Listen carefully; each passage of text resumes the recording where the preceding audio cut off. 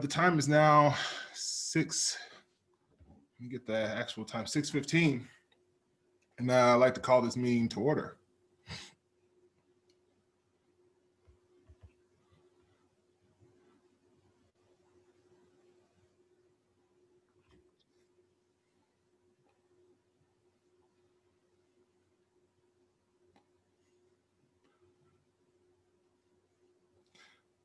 Give it a second before I ask for the next agenda item, because I believe this is for the levy. Am I correct? Any nods would be helpful. Thank you. Then just looking at the agenda for the levy, I know it's not up for everybody to see yet, but I do have it. I do apologize. We were trying something different and it did not work. So I'm going to have to exit out of this and go back in. Okay. Exit out of this video? No, not the meeting. Okay, great. Okay.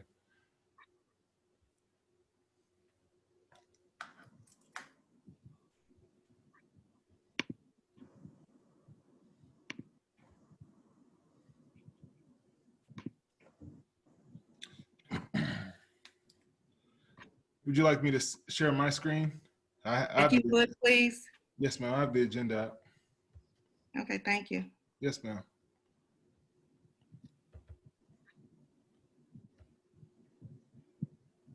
How messy am I? Okay.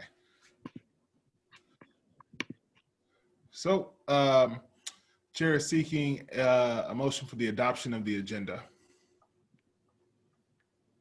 I move that we adopt the agenda. Is there a second? I second. Okay.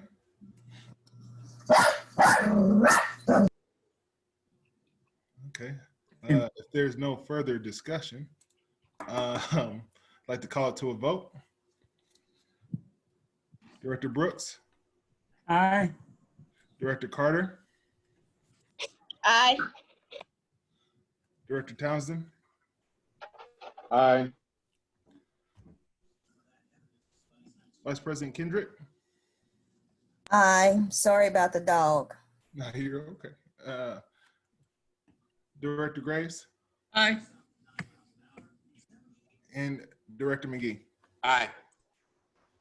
Chair votes aye. Motion carries 7-0. President Watry, I should be able to share my screen now. Okay, I will gladly stop sharing.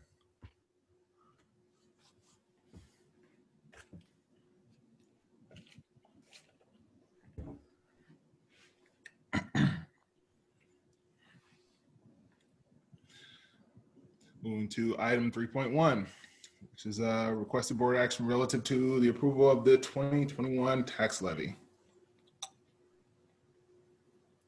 Good evening, board. Good evening. Again, every year in the September board meeting, we have to set the levy based on our assessed valuation from Jackson County, which is due to Jackson County by October 1st. So if you can scroll down just a little bit for me.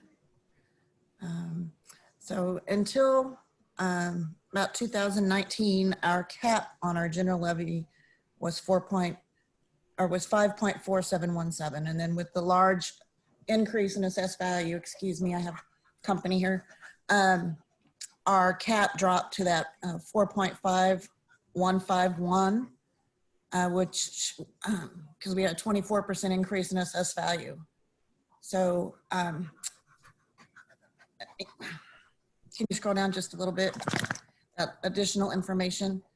So the first part of September, we received a notification from Jackson County that due to the large appeals, over 20,000, there was a reduction in our 2019 assessed value of about 10.8 million.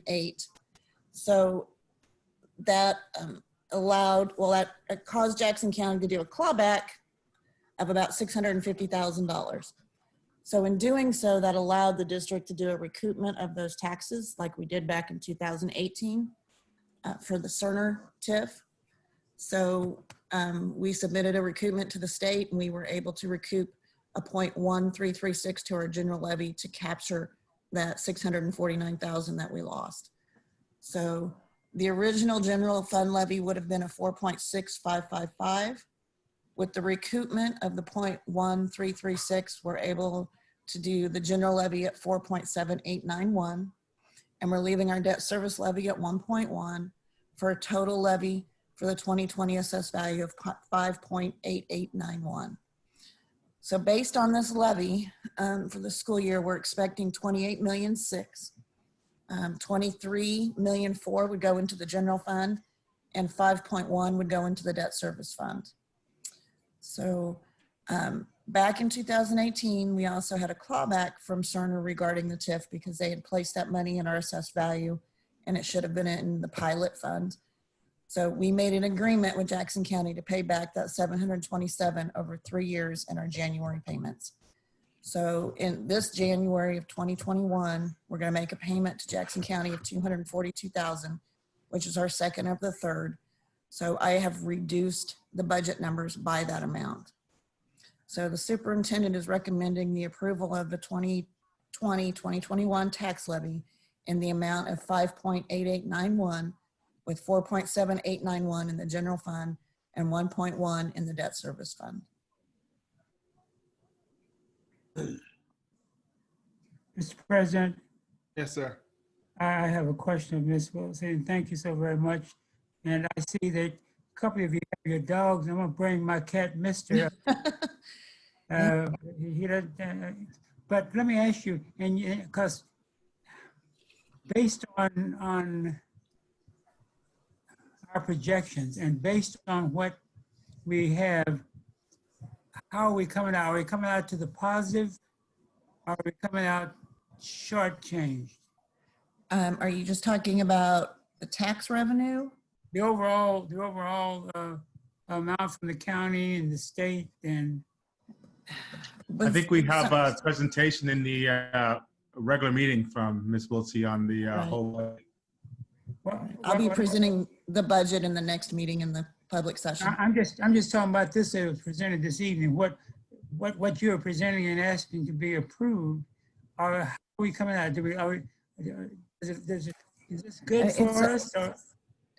I mean, with the recoupment, it's good for us, but I don't have a whole lot of faith in the numbers just because there's still quite a few appeals that are out there that are going to probably affect commercial assessed values that could still come down from the 2019 assessed values. Mm-hmm. They're already getting appeal requests and protests for the 2020 assessed value, which was down 14 million from the 2019. So I'd say for the next couple of years, it's going to be really hard to base our revenue on what the actual levy or what the actual assessed values are from Jackson County. See, okay, that's what I needed to know. Thank you. You're welcome. Any other questions for me?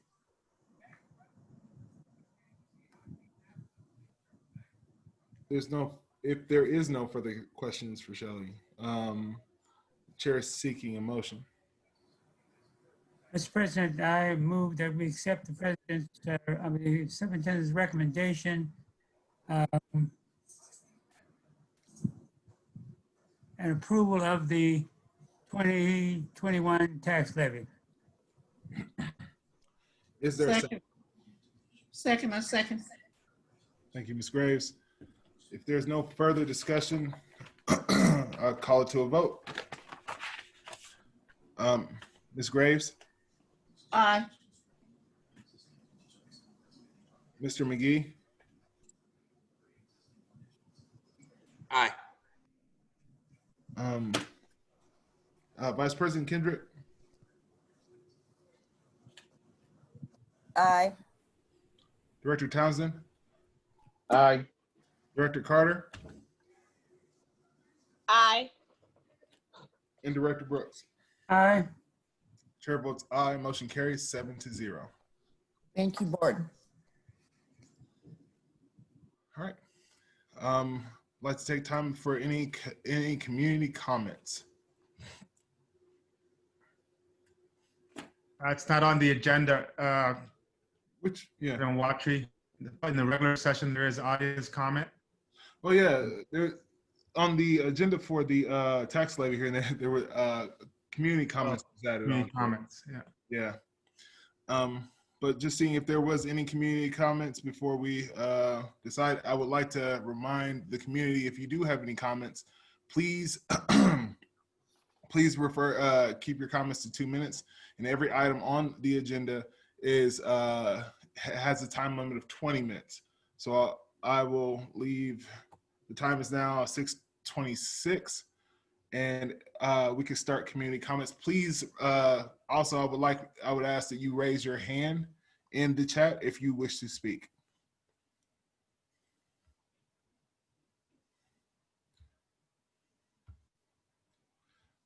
All right.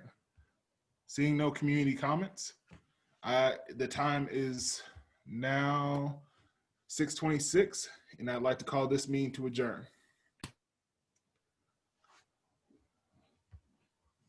I will see you guys in the open session.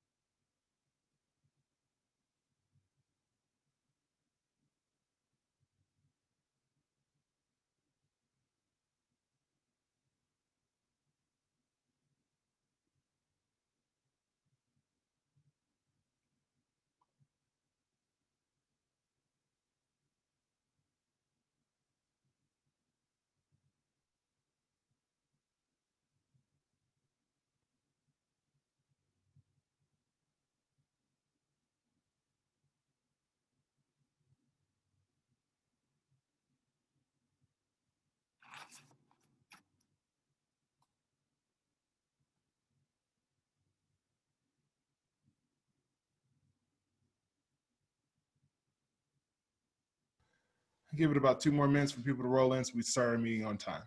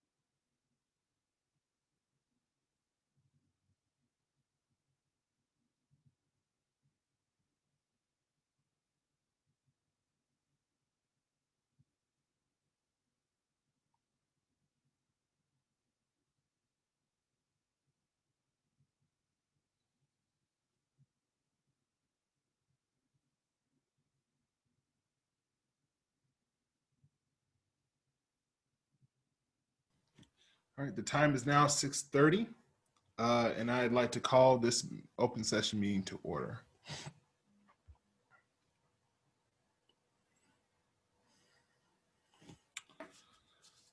Now, the chair is seeking an adoption of the minutes, but I would also like to state before approval of the minutes, or not the minutes, the adoption of the agenda, before the approval of the adoption of the agenda, looking at the agenda, seeing that 5.5, where it is regards to our meeting minutes, if board members would like to amend the agenda to have that take place after, not take place in the consent items, they can do so.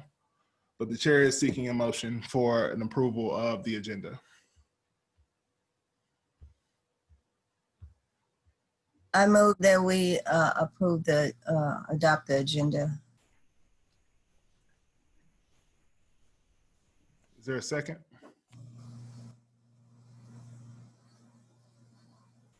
I second.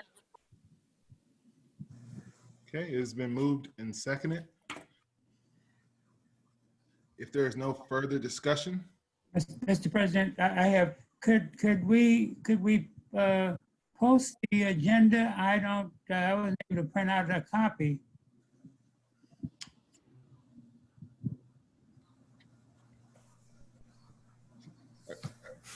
We were Yes. planning to have a dual screen with the meeting and the agenda, but it will only Zoom will only let me share one item. It won't let me share my entire screen. Ms. Payton, So- can you project just the full agenda and not worry about item by item? We can see the entire agenda all at once then? Yeah. Just like Mr. Watch did for the levy with just the full agenda?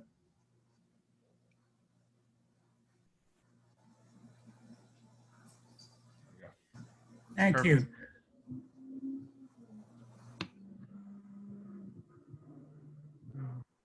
Now we had audience comments.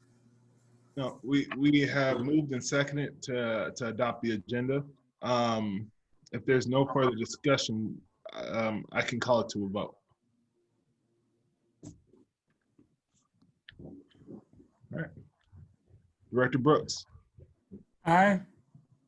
Director Carter, Aye. Director Townsend,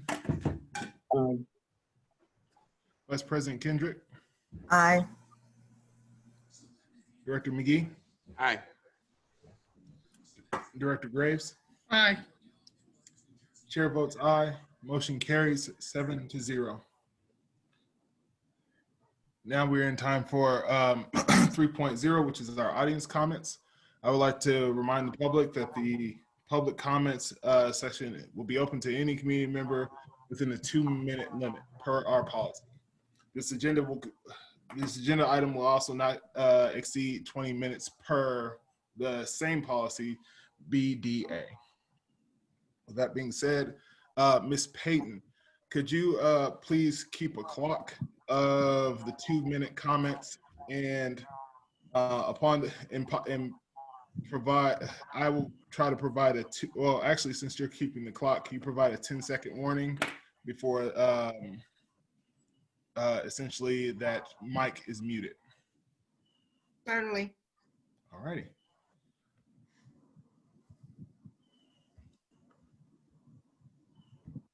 So for those who have audience comments, please raise your hand before to be called upon.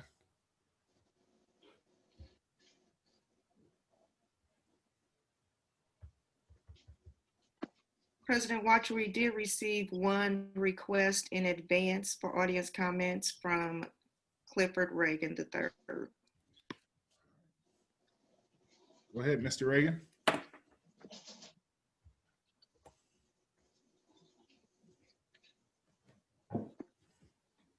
Can you hear me? Yes, now we can. Okay. The first thing I want to talk about, first of all, I want to take some time out. We have lost some members in the Hickman Mills School District. We lost Mr. Madden for Smith Hill Junior High. Mr. Allen also lost his father. And we also want to give out to Mrs. Director, Vice President, Mrs. I can't think of her name right now. Lord have mercy. But I just wanted, if y'all could, Mrs. Hendrick, if we could take some time. I know this is in my 2 minutes, but I didn't hear you guys say anything, but we have lost 3 people this week. And if we could take a moment of silence, Mr. President, if that's okay with the board to not take that from my 2 minutes. Yes, sir.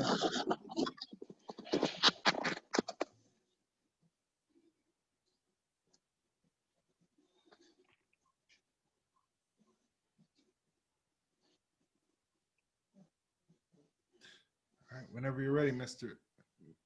Okay, my comment today is I have spoken to the members of the Ruskin High School, and the reason why I'm on here, my son is a senior this year. Um, this year's graduation, I was not really satisfied with, so I'm asking in advance, and I've asked the Ruskin School District if there's anything that any parent of a senior can do to help out this year for our graduation. Please let us know because our kids deserve a good graduation. The drive-through was not great to me. Also, I want to, first of all, a lot of the executive membership team was not dressed up. I thought that was not right for our children to receive their degrees. So I'm asking that this year for this class that's coming up, I'm asking if you guys need any help getting this together because we can plan now for their graduation. Wherever it's going to be, please let's make sure that we do a great job with that. And that's all. Thank you for your comments, sir. I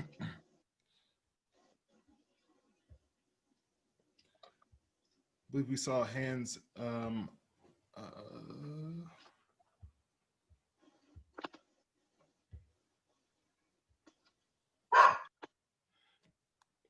Ms. Payton, do we have any other audience comments? We did not receive any others in advance. Okay. Well, my hand is up, it's blue. I see it right there. Is there a new process that we are doing? Because if we are, I didn't get that memo. No. I was asking if anyone's were done in advance. I did ask for everyone who would like to give a comment to raise their hands. So I appreciate you raising your hand. Ms. Briggs, since you're already going, but whenever you're ready, the clock will start. First of all, that's a nice blue hand there. That's the first time I've seen a hand on the screen. First of all, Board of Education, I want to take an opportunity to just thank you for your time and especially the ELT team for all your work. There are a few things that are on my mind as a community stakeholder, as an educator, and as a parent of the students in this district. One is, I would like an update on when we will be discussing a hybrid plan or a plan to re-enter the traditional school setting. My why is, as I drive around the community, I'm seeing children out and about. I'm seeing family members out and about when they should be online or in a classroom. And so I'm starting to think that the safest place for our children may be, even if it's part-time or just a quarter of a time or a fraction of the time, may be in a classroom.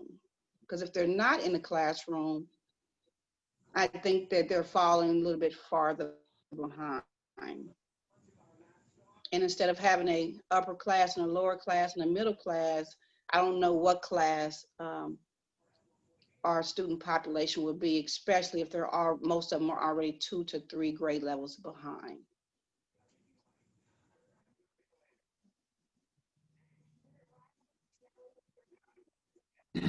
Ms. And Briggs? I understand that everybody's just listening because I understand that everyone's just listening, and I understand the safety and COVID, but people are figuring out how to maneuver in COVID. So as a district, I hope that we're exploring ways to maneuver during the COVID-19 pandemic.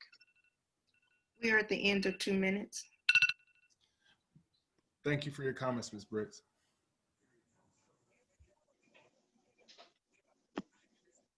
For the other two that had their hands raised. Hi, my name is Rose Williams. Yes, ma'am. I have a grandson and 2 granddaughters. One is in Warford. I have a senior and my 8th grade grandson. He goes to Smith Hill, of course. He was kicked off of his computer because it says his account was disabled, was unable to do work for 2 days. And the reason that I got was that he was not enrolled in school. If he was not enrolled in school, how was I able to get 2 MacBooks and an iPad? And he is also playing football. So something needs to be done better by keeping track of these kids. Y'all will take them out of the system without us even knowing that they're taken out of the system. We need to keep as many kids in this district as possible, because Hickman Mills is one of the worst school districts so far. Kansas City went from #1, now it is Hickman Mills School District. I understand that we as a community has to be more involved in these kids' future, or just like that young lady just said, they will fall far behind. My granddaughter is in the 1st grade, and there are 8 kids that attend her class every day. Only 8. So you have to sit in line for 2 hours to get a MacBook for only 8 kids to attend a class. And that is totally unnecessary.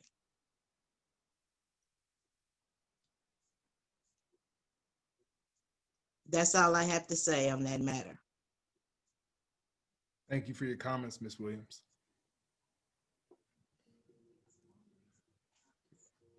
I believe we only have one more hand raised.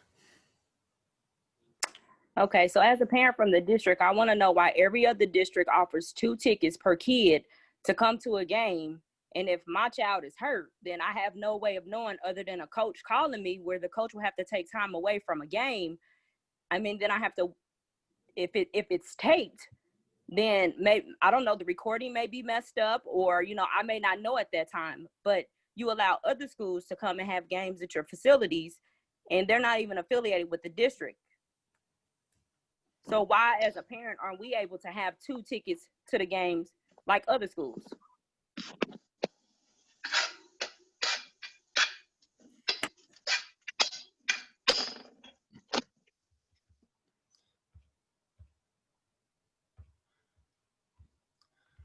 I'm unsure if you're done with your comment, or if that question was, I know that the question was directed at the board. We at this time right now, we can't respond, but what I can say is that we are listening to your question, and that hopefully we can, our superintendent will have staff get back to you. Okay, great. Yes, ma'am. All right. President Watry, Yes, ma'am. she didn't use her 2 minutes, but can I just have 30 seconds of her 2 minutes? This is Waukesha Briggs. Miss Can Briggs, you honor that request, please? it's kind of not up to me. It's up to the board, based on the fact that it's policy that everybody gets their 2 minutes and you've had yours. Well, can you ask the board, can I get 20 seconds? Board? I'm fine with it. I don't have a problem. Okay. That's fine. All right. Fine with me. Please go ahead, Miss Briggs. Thank you so much, Board of Education, for being so gracious. I will make this quick. You know, one thing that's been on my mind is how is it that we are— Order for a moment. Can everyone please mute all mute, please? Sorry. Go ahead. I just want us to be very conscious of the situation and the world in which we living in. And that is, we are conducting sports, but we cannot have reading classes. That's my statement. Sports are contact, especially football, basketball, even soccer.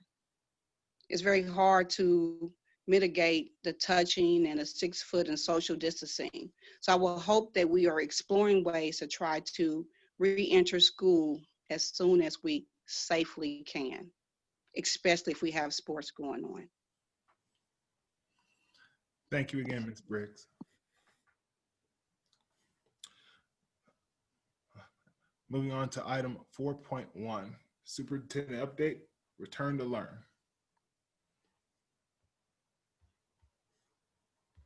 Can you hold on a sec, Miss? Yeah. Thank you. Thank you, President Watry and board.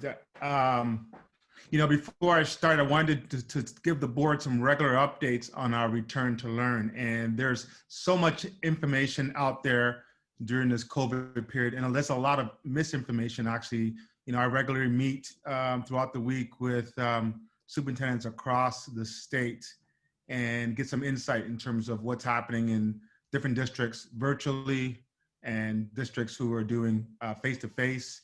As you know, this last 2 weeks was the first 2 weeks that there were districts that did some form of face-to-face in terms of going forward, and they determined that based on data which they felt was critical in terms of doing that.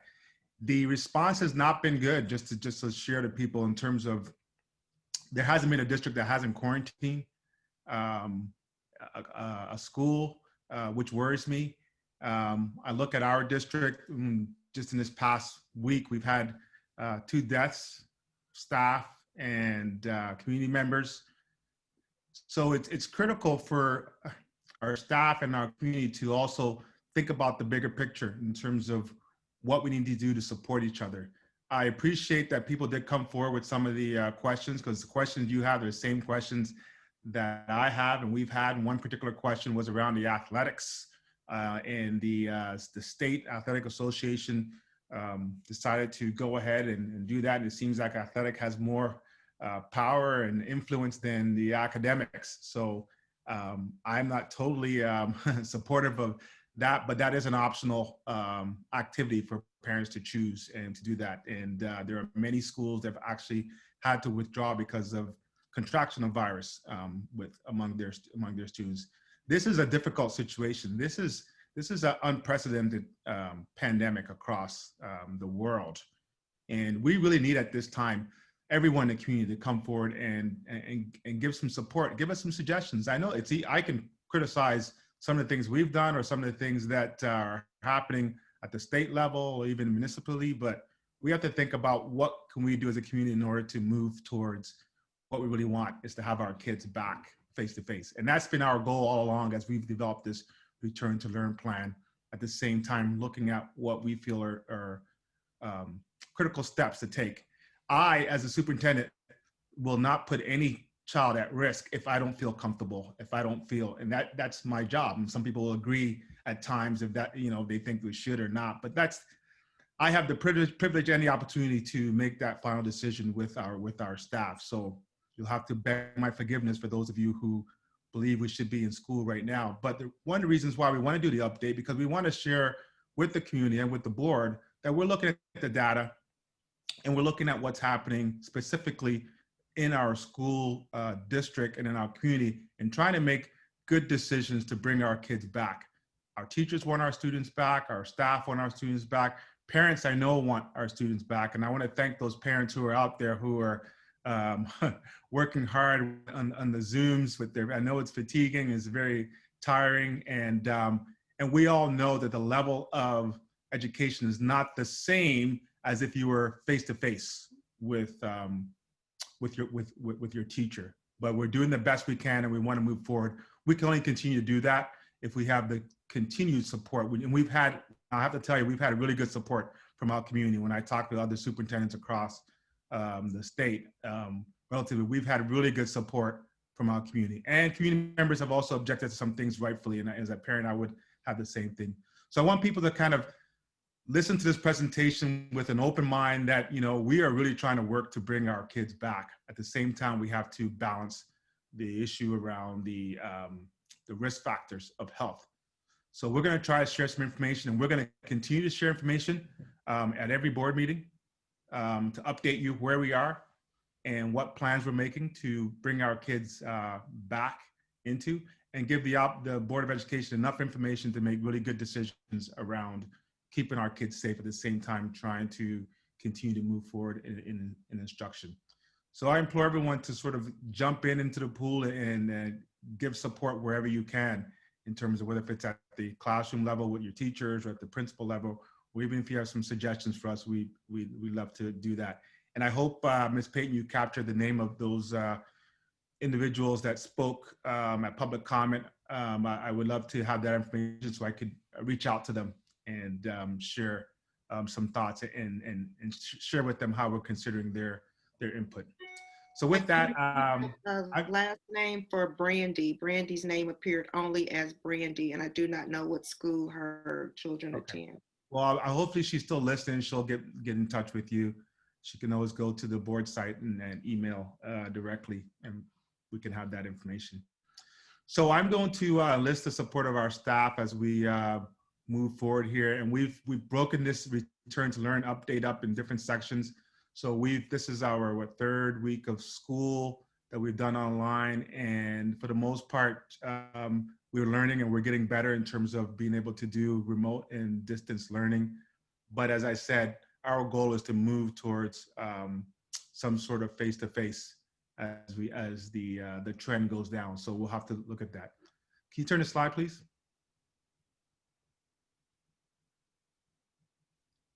So to give you a quick summary, we're going to look at everything can be found on our website. So you'll get a chance to see that parents and community members want to go and get information about what's happening. We're going to talk about what health status. You know, we set up the structure early on this summer around the red, yellow, and green health status based on what the data is saying and what we're seeing in the community as well too. We want to talk about registration. We've had some really difficulties with registration in terms of even after 3 weeks in, we still have people who have not registered, and that's critically important for a number of things. One, it helps us define the number of teachers we need to support our students. It also generates funding at the state level for students in our schools, and it helps us look at the alignment of technology and resources we need. And so we've had a trickle-in effect, even though I'm hearing it's better than it has been in the past. But I don't understand why we're going to week four and we still have many students who have not registered. So we got to either find out, or we got to do a better job of reaching out and finding ways. I know it's a COVID year, so it might be a little bit different, but we got to do a better job of giving our parents access so that we know that their kids are coming to our schools and we can prepare better for them. Instructional highlights. One thing that's critically important to me, and I know it's important to our community members, is around what's happening in instruction. We have to be in virtual right now, but there's no reason why we can't improve the rigor in terms of the instruction, in terms of students learning, and we're assessing that as well too. So we'll share a little bit about that. The other piece that's been concerning is around social, emotional, and the mental health aspect for students who, you know, now since the March till now, they haven't had the same humanistic contact they would have in a normal setting with their peers and with their teachers. So we've tried to do some things at the beginning with the teachers in the Zoom concept to try to make those emotional connections for students so they can feel that they still belong to a school population. There are some vulnerable populations that I was certainly concerned about during the virtual because it doesn't meet their needs right away. So we've tried to do some different things around our EL population and also our special ed. So we'll talk about that a little bit as well too. And of course, nutrition services in terms of how we're still feeding our students and other supports that we've been able to put in. Okay, so we'll try to go through that and be as succinct as possible and leave some time for board members to ask some questions. And everything we're doing aligns directly with our strategic plan around the district goals, the schools, and our community as we move forward. Slide. So let me turn over to Ms. Wombly, who will be speaking about the Return to Learn website. And there's been a tremendous amount of communication that's gone out around this. And I know sometimes people can't find it or where it is. So hopefully this will be able to give updates and let people know how to get it. And please communicate with us if there are better ways that we can get information out to you, then we're willing to do that as well. Good evening, directors. As you can imagine, we've sent out quite a bit of communication from the summer until now, because there's a lot to know and a lot for our parents to remember. So we wanted a place where they could go and find everything in one place. So that is what you're looking at, our Return to Learn website. You can find it at hickmanmills.edu. hickmanmills.org/return to learn. It includes all our communication that we've sent home to parents, translated into Arabic, Urdu, and Spanish. Frequently asked questions that can be updated as we get more. We have resources for families, so our childcare alternatives are there as well. Technology information where they can go and ask for help. Sports activities, the safety measures we're taking for our student athletes, student expectations for when they are online, as well as just a general calendar for our students' general schedule for them. We do have a link to this from our main site, so when you go to hickmanmills.org, you can click on that link and it will take you directly to this. All schools should have this link on their main website as well. And I believe Dr. Skinner is going to talk next about COVID updates and data. Right. This slide, you know, to be honest, you know, and I know everybody, we've heard it many times from everybody. We want our children to be back in school, but above all, we want them to be safe.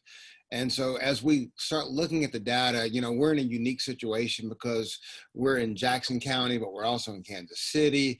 And so we have a lot of areas to look at. So we start looking at a lot of the data. If you look at the top, you'll see Eastern Jackson County, which we border. And if you see it kind of going up at a constant, steady trend, I mean, Eastern Jackson County itself by itself is almost 7,000. And right next to it, you'll see that in Hickman Mills, 3 of our zip codes, and those are big zip codes for our areas, the 64134, 64137, and 64138, they're hotspots. I mean, look at 64134, there's over 400 positive cases. And then you look at the bottom, you'll see on the bottom left, you see Kansas City. Kansas City's over 10,000 cases, and it has been going up and down, but it's still going up at an upwards, you know, trajectory. So all of this information is fed into the Kansas City and Jackson County current status. And what that is, and I know most of you have probably heard about this, there's basically 3 zones. There's a green, yellow, and a red zone. And some districts are following this. When the community positivity rate is less than 5%, it's quote considered green, and some districts are going to school. And of course, if it's between 6 and 9%, it's yellow, and that's when you kind of have a hybrid. And if it's over 10%, it's considered red, and that's you know, big, just don't go to school. And to be honest, some people are following this verbatim. You know, we are looking at all of this data and taking it into effect, because again, you know, we also look at our children, you know, 90% Black and brown, and we know that this disease does discriminate. You know, and I've had a lot of parents tell me they're not so much concerned about their children, but they're concerned about their children bringing it home to them. And that's a concern. We have a lot of situations where we have our parents, grandparents, and such that, again, they want to be very safe, and they want to make sure that not just their students are safe, but they're safe. And so we're looking at all this data, and I can tell you right now that it is red. Everything right now is pointing at the fact that we should not be in school. But we will constantly monitor this, bring updates, and again, talking to Mr. Obing and finding out, okay, when and if the data suggests we should be in school, possibly in a hybrid manner. But right now, again, we're just looking in a red zone right now. Good evening, board. We wanted to, as part of this presentation, share with you the trend line related to registration and participation while we're in the red status. You heard Superintendent Obeng share earlier that getting students registered has been an uphill battle for us since school started. This shows the first 3 weeks of school, and you'll see that as of August the 24th, we had approximately 3,900 students who were registered. That trend has gone up each day over the last 3 weeks. You'll see that as of Monday, we were at 4,885. And as of today, we're just over 5,000 students who are registered in the district. On the bottom part of that chart, you'll also see the number of students who are marked as participating each day. We do ask teachers, it is not an attendance taking measure. DESE does not require us to capture attendance during this time.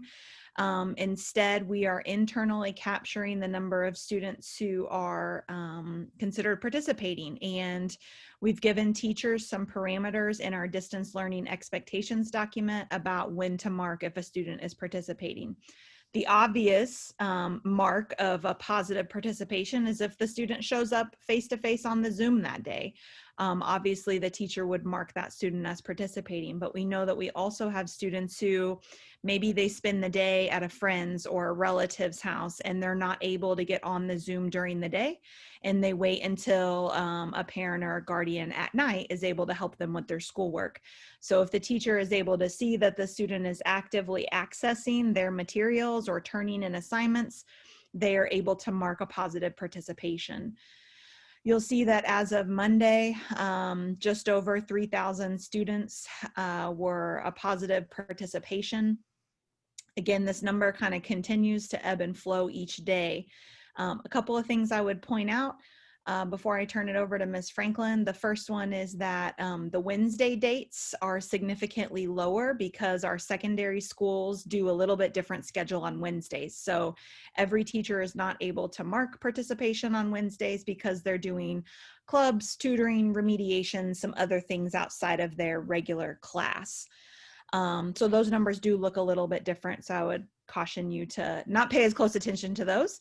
The second thing I would point out is that we are examining for each building every single student's participation. So every Friday, the principal, the attendance clerk, and the secretary receives a list of every student in their building, and it indicates, are they registered and did they participate for that week? And then we've asked each principal to call in the troops, if you will. So to rely on their student support team to reach out to families to see how we can continue to support them and get students engaged in the remote learning situation.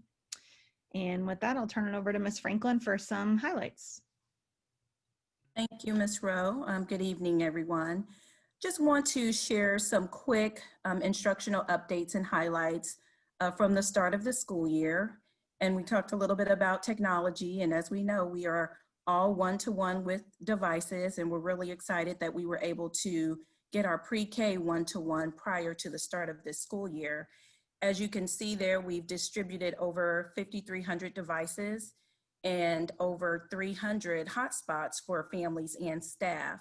And we are still in the process of acquiring more technology and more resources to make sure that staff and students can access the internet. We know that there are going to be issues, and I am not going to say that we haven't had any.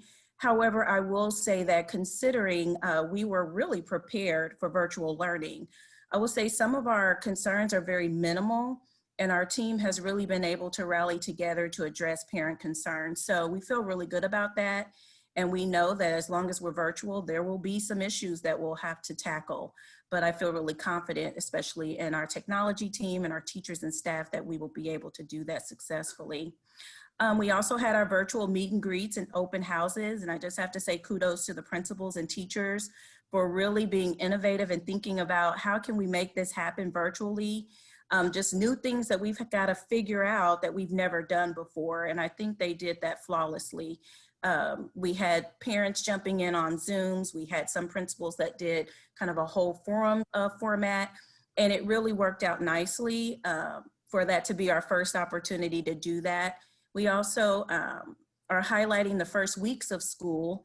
We really tried to focus on building relationships and still engaging in some activities that would make the learning fun, but we really wanted teachers to focus on really helping students acclimate to the virtual learning environment and really just checking in with students to make sure everyone's okay. I mean, that really is the priority, just remembering that we're not just doing virtual learning, but we're really in the middle of a pandemic. And so there's a lot of other factors to consider in terms of making sure everyone's okay, families and staff.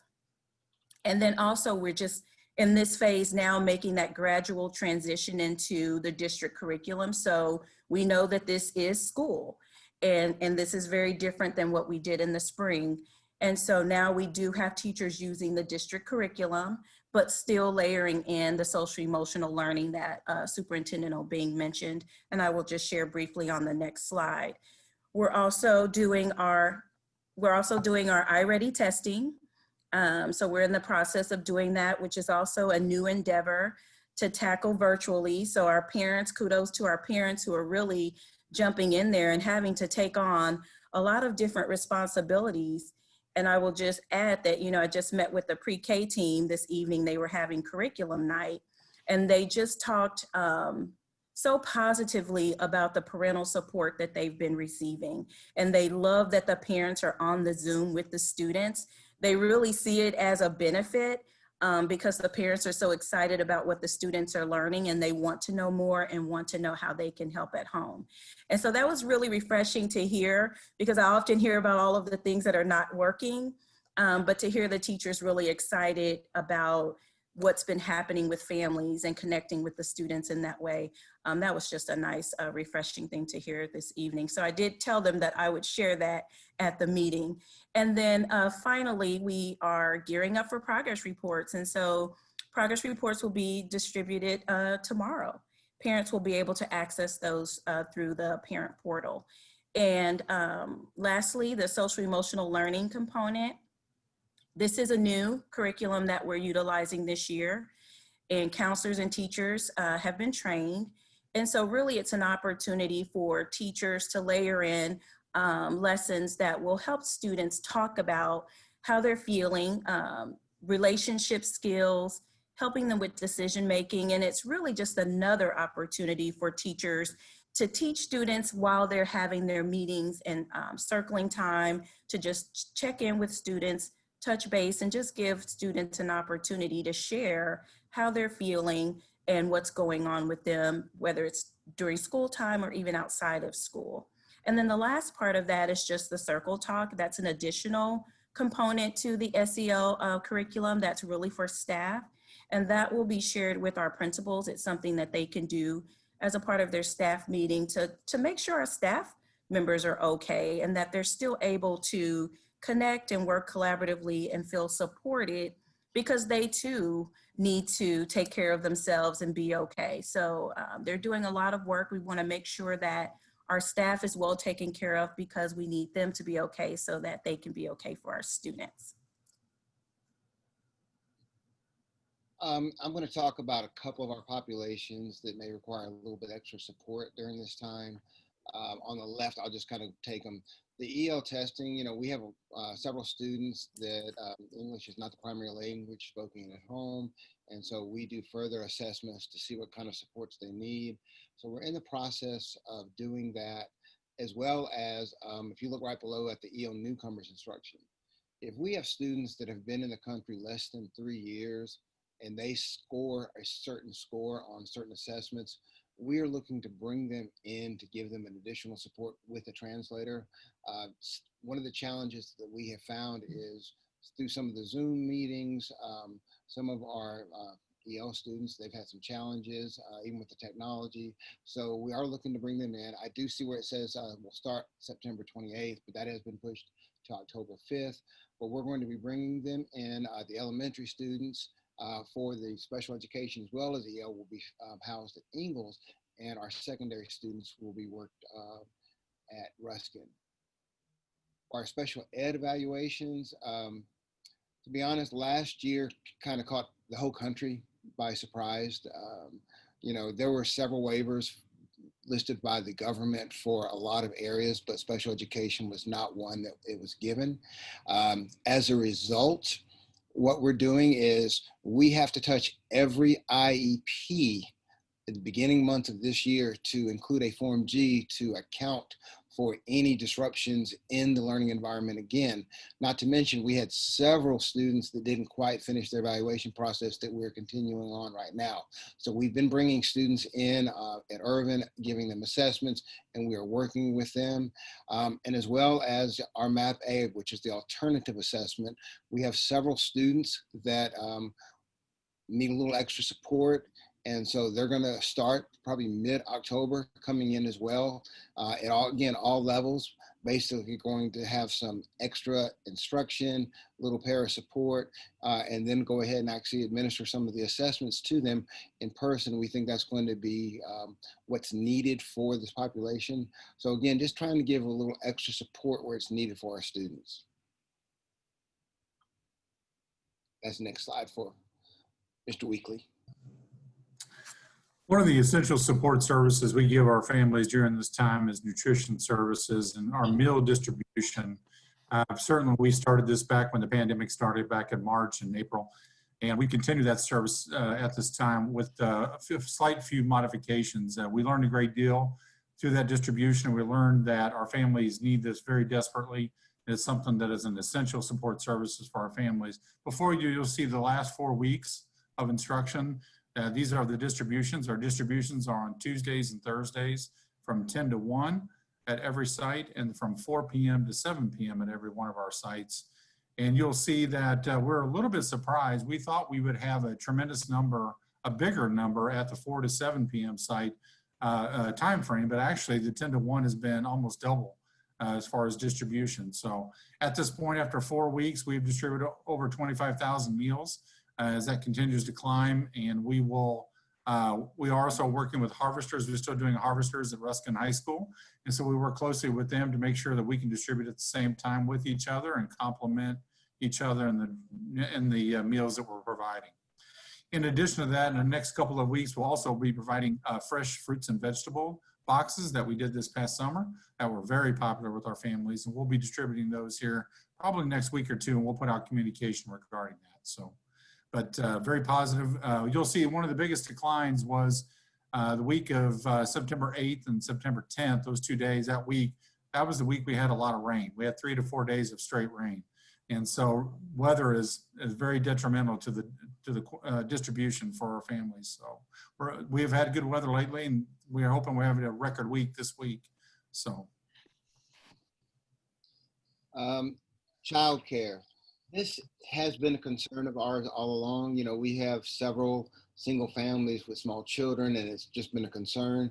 And, you know, so one of the first things we did was start looking at trying to do first responder or essential healthcare workers to provide them some childcare services. And we do have a few families that have taken advantage of this. We have a little under 10 families that are working every day at Irvin from 8 to 5. We have a couple people watching those children, and those children, while they're there, they log on with their devices and participate in their classes. So it's going very, very well. Also, Casey Parks has partnered with Boys and Girls Club, and they are offering a program through Hillcrest Community Center, and that's been very successful as well. And the Upper Room had reached out with the help of Pastor Edwards from United Believers Church. They wanted to do some, again, some childcare for Ingalls. We were able to talk with them, and they were able to expand that to a couple more churches within the community. So we have several entities that are providing childcare for our children at this time, which we're really, really grateful. And there's also on our website, they're talking about the essential personnel working. There's an additional resource in case these, you know, facilities don't fit into somebody else's schedule. There's another alternatives that are available for our families. So we do feel very happy that, again, a lot of our families that need childcare are receiving childcare and receiving those services. Along with that, we've talked about the SEL, Trauma Smart. Most of you know that 2 years ago, we started trauma-informed care with our pre-K through 6th grade. We've been working with St. Luke's and Trauma Smart for the last 2 years. Last year, while we continued to engage our elementary new staff that are coming on board, we also got together with secondary staff. And so we had made plans to expand to secondary and central office this year. So our entire district is going to be trauma informed, which we're extremely excited about that. I will tell you, it's really as much as it's a lot of work. I mean, we have like 20 hours of training for each person to go through. So what we have had to do was separate that out into 2 school years. So basically we're having a continuous cycle, if you will. So everybody that has already gone through the 20 hours gets what we call a booster, and everybody new gets, the first 10 hours. And so, for instance, we have a lot of people that are getting their second 10 hours this year. And then we have a lot of new people that are getting the first 10 hours. So it's a continuous cycle so that everybody in the entire district that comes in contact with children, are going to be trauma informed. So we're really excited about that. We also, our attendance engagement teams that we put into place last year, we did this with Attendance Works, United Way, and this year we're actually continuing that work with Turn the Page. Dr. Turner did come talk to the board last year. She is still on board with us right now. We have a variety of people at every school that is reaching out. And again, we're really not stressing attendance, we're stressing engagement. But of course, you have to be in attendance to be engaged. And so really that's the message that we're sending to our families. We want you to be engaged. In order to be engaged, you have to kind of tune in and you have to be on your device at a certain time. So we have all those people you see there, administrators, nurses, counselors, FSLs, contacting people when we see that there's been a period of inactivity, in our families, and they're contacting them and trying to make sure that they're taking participation every day in their classes. And again, we still have provided everybody PPE. That has been, again, the foremost. We want everybody to be safe. So, right now, even though we're not back in school, we are prepared. Everybody that does come on campus, whether they come on campus for a short amount of time or they come, once a week like we do at the central office, they have PPE equipment. They have cloth masks. They have face shields. They have hand sanitizers, gloves. We have MERV 10, 11 filters in the air conditioning system at the schools. So we are trying to make sure that everybody has all the protective equipment they need. So when they are on campus, they are safe. In our isolation rooms, we have ultraviolet lights ready, again, when and if we come back into school. So again, safety is the utmost concern to us. I'll let Mr. Bean kind of take it away from here. Thank you, Dr. Skinner. President Watry, I know that we've kind of extended the time here. I wonder if you would allow us to add a few more minutes on, because I do want to go to a conclusion and give board members an opportunity maybe to ask some questions. The board is in agreement. I'm pretty sure we all want to know this information, so yes. Okay, thank you. So yeah, in future updates, it will be, there'll be more brevity because we already laid the foundation. We'll just do updates and give you some strategy in terms of what's happening at this point. But I hope you appreciated some of the data points. So I'm going to give you just a quick landscape in terms of from a macro to a micro, and then lead it into one of the things I wanted to inform the board and the community that, I'm meeting on a weekly basis with public health through the county and also through KC in terms of looking at the data and talking about what's happening in all the districts and what's happening in the community in terms of access to facilities and community spread, and how does that impact into our school, and trying to get some guidance in terms of moving forward. So people should know that we are certainly following the science and working with the experts on a weekly basis, and also collaborating with my colleagues across the state. One thing I would say, because I know people often do the comparisons and say, well, this district is open, that district is open, and this district is not open. And I would say that starting from the summer, there were districts who were planning to go face-to-face in some form and have reversed course and are now virtual or have moved to virtual. But everyone is looking at finding ways to continue to go face-to-face. Some of the challenges why districts are moving back to virtual is because once they're in face-to-face, there's difficulties in the contact tracing. Inevitably, when you bring people together, we're going to get it. Someone's going to contract it. And so you have to do contact tracing, and they're having difficulties and they're able to do the contact tracing.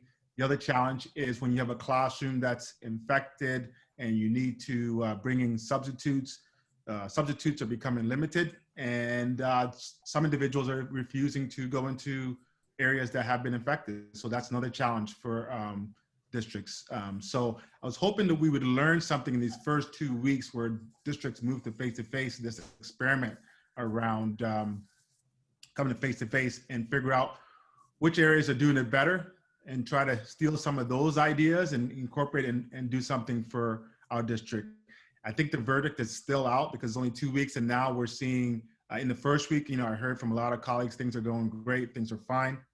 But in this last week, you're starting to see more contractions, and people are responding, and people are thinking about how to deal with that. But I do want to, all things considered, I think we've off to a great start, and I want to be a champion for our staff and the work that we've done. I know that people don't get a chance to see all the work that's happened behind the scenes in order to support our students in our communities, and often all we hear at these meetings or even through communications are some of the things that need to be improved or concerns and things like that. But I do want to let you know that we do get just as many parents coming and saying, hey, things are going really well with my student. Yes, I'm tired, but it's been great. They're starting to get into a routine and things are moving in the right direction. I also want to highlight that we are, as you heard from Dr. Skinner, the ESL and special ed, that there is opportunities already that they're coming in to get some of that physical contact, and we're using wide spaces, and they're almost getting singular time frames, so there's no one else around in order to do that work that'll be coming forward. You heard about the meals, so Director Weekly and his team have done a great job of continuing to feed the community as we move forward. And the instructional piece, I want to thank our teachers. I've had a great opportunity to speak to some of our teachers and to pop into some Zooms, and they've been able to transform what they were doing in the spring to a more instructional approach, and we continue to get better and better, but of course it's not where we want to be. Lastly, I'll just say that with all that said, we are preparing for a yellow. We look at the data, and we know that we've committed to October to doing a comprehensive review with public health and looking at all the other data pieces. So we're starting to prepare to see hopefully very soon, if the data starts to continue to trend in the right direction, that we can be prepared for bringing our students in. So we've done that, and we're looking at other jurisdictions in terms of when they've brought in what pitfalls they had in trying to make sure that we don't fall in the same place. So look forward to the next board update. We will probably be talking more about what it's going to look like when our students return. We'll be hopefully trying to get them back into our classrooms, unless of course something happens with a severe spike, and we'll be sort of staying status quo in our red. So with that, I would conclude and thank our staff for their contributions, and open it up to board members for any questions they may have around this status update. Mr. President, I have, Mr. President. Yes, sir, you're acknowledged. Go ahead, sir. Thank you, thank you. First, Superintendent King, I saw your photo and your comments, the advocate, last Thursday, and very interesting. I cannot remember, though, the occasion where you were being quoted. I didn't see that article, so I'm not really familiar with what you're referring to. Well, it was whatever it was a collaboration between yourself, between the district and some agency. Maybe Miss Marissa, you might remember what that was. Yes, the green light. Help him out. Help him out. Help him out, will you please? Right. Yes, the announcement for the $1.7 million for BAM and WOW to come to the district. That's why we have a communications person. There we go. Yes. How in the world could you forget that?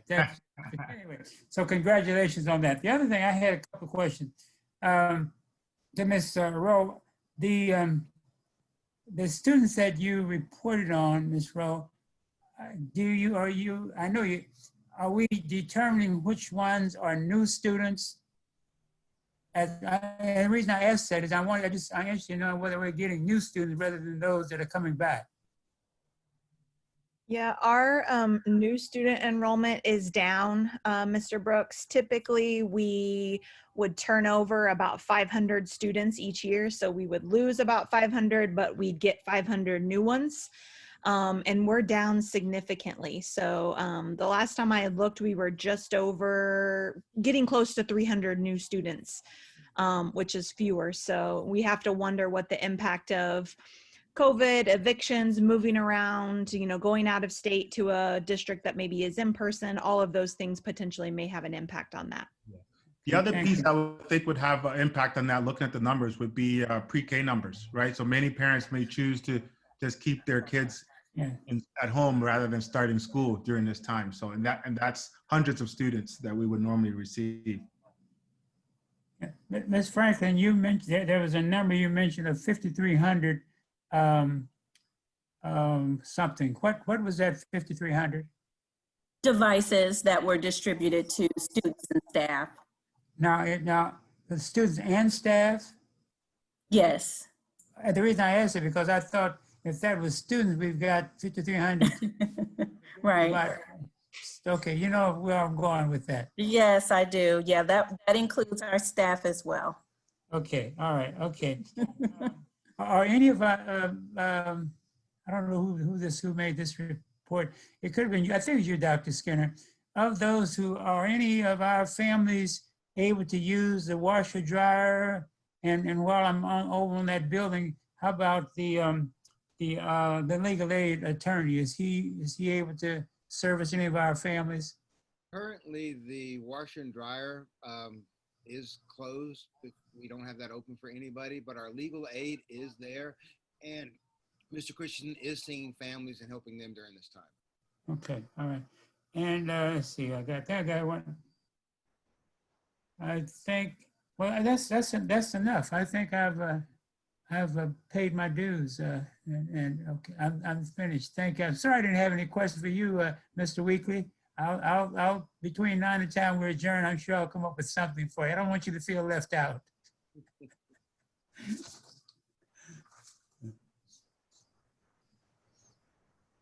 there any other questions from other board members?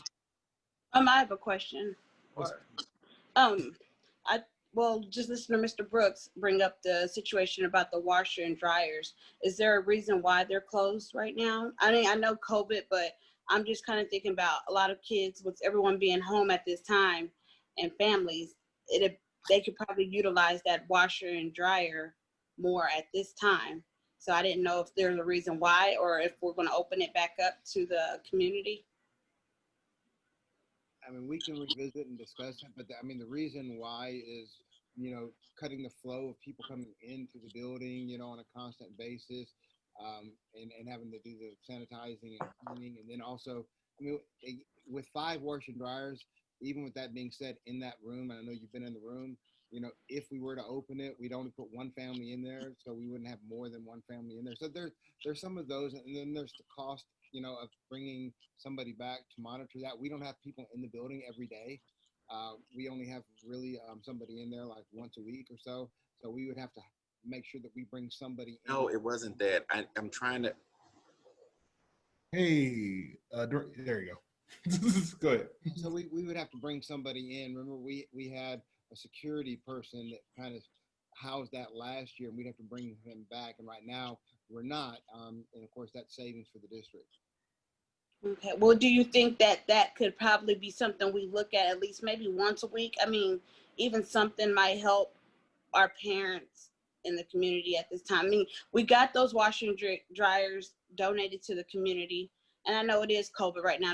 I'm taking it very serious myself, but just thinking based off the children being at home and families, I mean, if we can at least try maybe once a week opening it up or make some type of steps with getting it open. Ms. Carter, we will certainly take that under advisement. I think there's probably some possibilities of creating some kind of schedule or something. It wouldn't be like, traditional people just coming through, but I know Dr. Skinner could do a review of that and we'd offer something that it would be a cost to us, but I think it'd be well worth it to give that access if there's a need out there. Right. One more thing. I wanted to thank you and your staff, Mr. Obing, for taking those steps towards reopening the schools. And I'm really happy that we're not just jumping into this. We're taking steps and looking at the COVID cases in our area, because me being a mother, speaking as a parent, I wouldn't want my child to enter school fast. I mean, it is really rough right now. Don't get me wrong. Zoom, it's a task. It's rough, but we will get through this. But also just thinking, I wouldn't want to rush my child into a school just to get them back in there. And then we have a case where one child has COVID and there's an outbreak. And like you said, then we have to shut down and start all over again. And that's putting our children at a high risk. And some of our children have health issues that we have to focus on and look at. And you have to think about the children first before anything. And yes, it's hard. Yes, our children may be out here and they should be at school. But that is something as a parent, we have to step up as a community and work together and make sure our children are doing the right things, are at home. And I know we have to work as a parent. There's nothing that we can do about that. But in the same essence, I believe that making sure our children are safe, and we have looked at the news, there's a lot of schools that are basically having kids, they had co-class had a quarantine, the 6th grade class had a quarantine because of an outbreak. And I'm just very worried about our children. That's one thing that matters to me the most, is our children and our education. And I just really want to make sure everybody knows that we are focusing on this. We really want our children to get back in the schools, but we have to take it, like you said, steps to get there and make sure everyone's safe. And I do want to thank you and your staff, Mr. Obing, doing a great job. Thank you, Ms. Carter, for those accolades. I know the staff are happy to hear that because they work tremendously hard.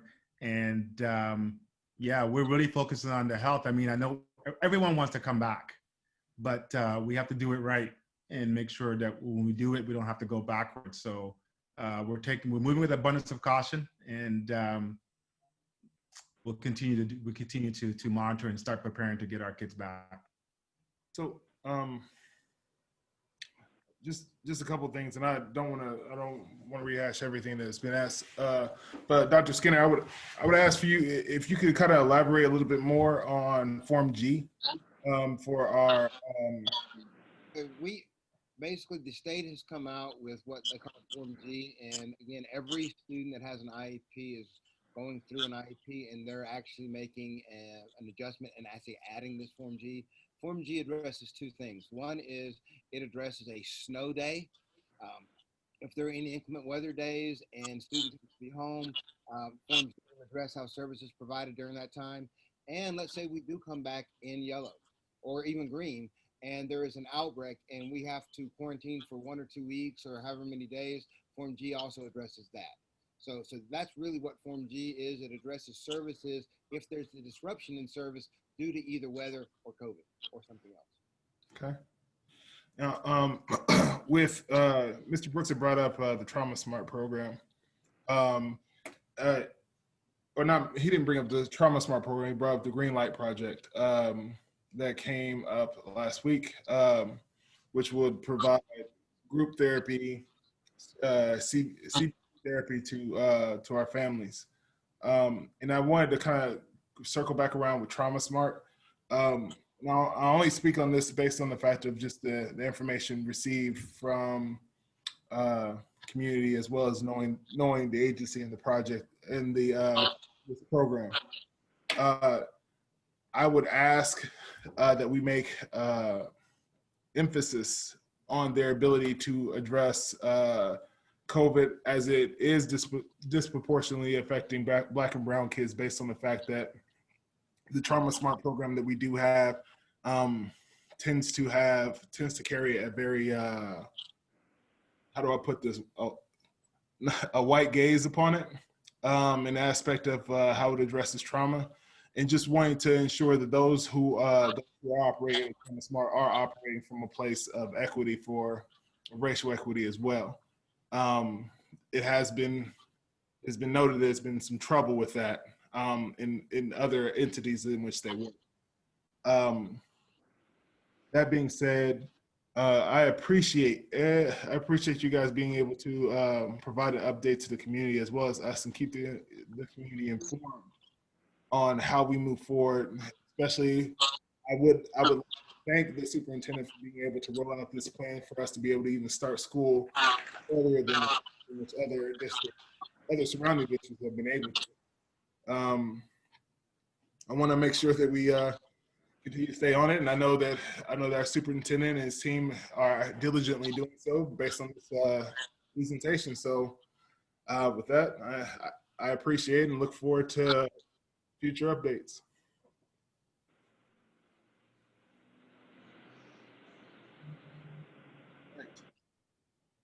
Let's see.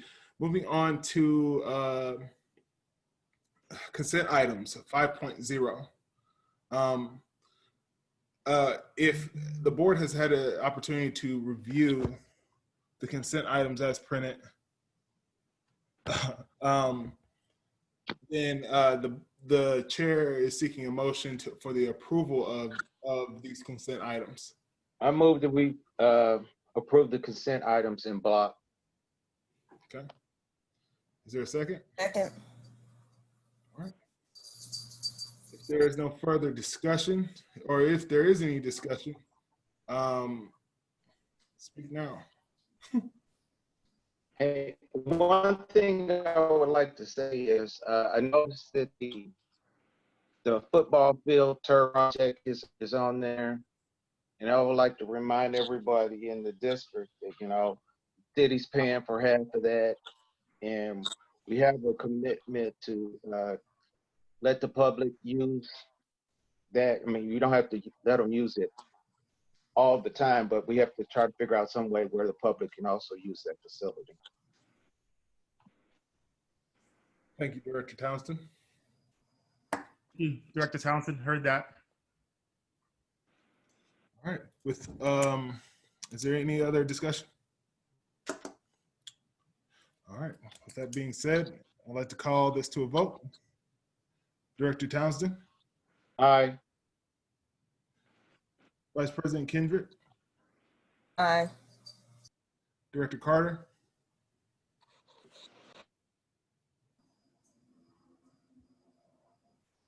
Director Carter, your mic was already on. Sorry, aye. Gotcha. Director Graves. Aye. Director Brooks. Aye. And Director McGee. Aye. Chair votes aye. Motion carries 7-0. Moving on to new business.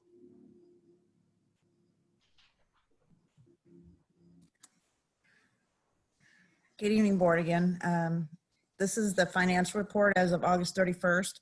And I just wanted to preface that by saying that these are the numbers that were used for the preliminary budget.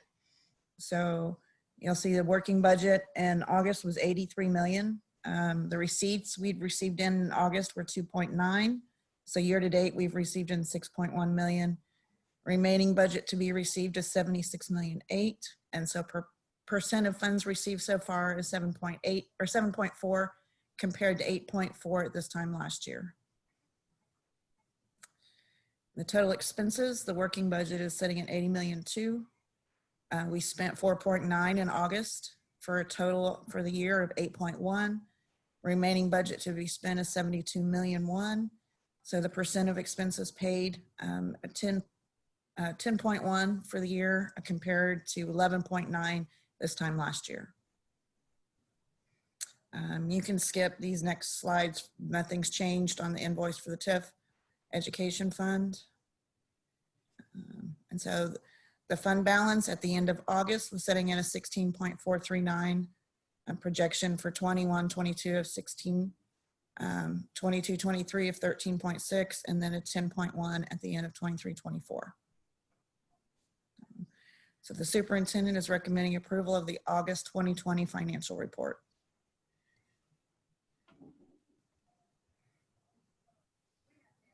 Is there any discussion before the chair calls a motion for the approval? I do have a question. Yes, ma'am. On, if you can go back to the slide before that. I'm sorry. Okay, the fund balance is projected to go down in 2022 and 23. Why is that? The expenses are going up based on step increases that are built into there. And then revenues are also going down based on enrollment numbers dropping. So that these are just projections for the next years. So. Okay, thank you. Mm-hmm. I have a question. Since we brought up the TIF, who are our representatives on the TIF committee right now?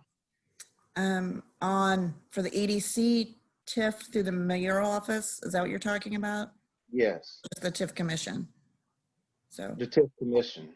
the TIF commission, I am a commissioner and Mr. Obeng is a commissioner. Okay. All right, I was just checking because I knew you had been selected. I didn't know if it was an automatic change from Dr. Cargal to. I think we voted him in July, if I'm not mistaken. You are correct. Yes. Okay. Any further questions?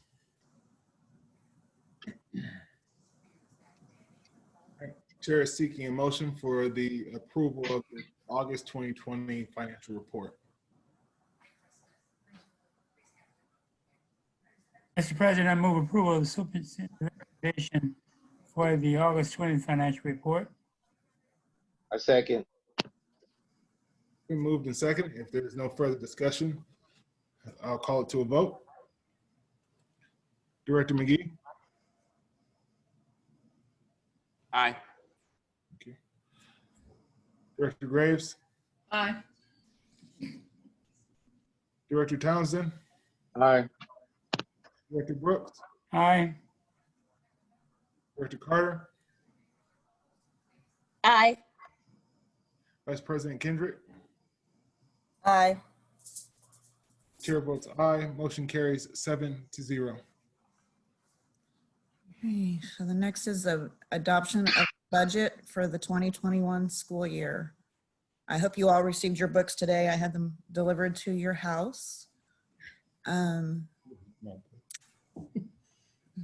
Scroll down. I didn't. This is Ms. Graves. They were supposed to put them in your door if you weren't there. No, Donna, if you could do the PowerPoint and not the actual budget itself. There should be a PowerPoint.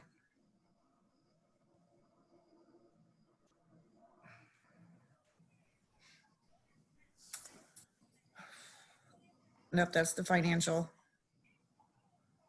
It was there.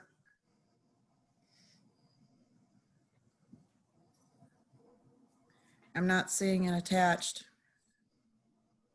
Ms. Wilson, you want to load it up on your computer and just share it yourself? Yes, give me just a moment. I'm sorry.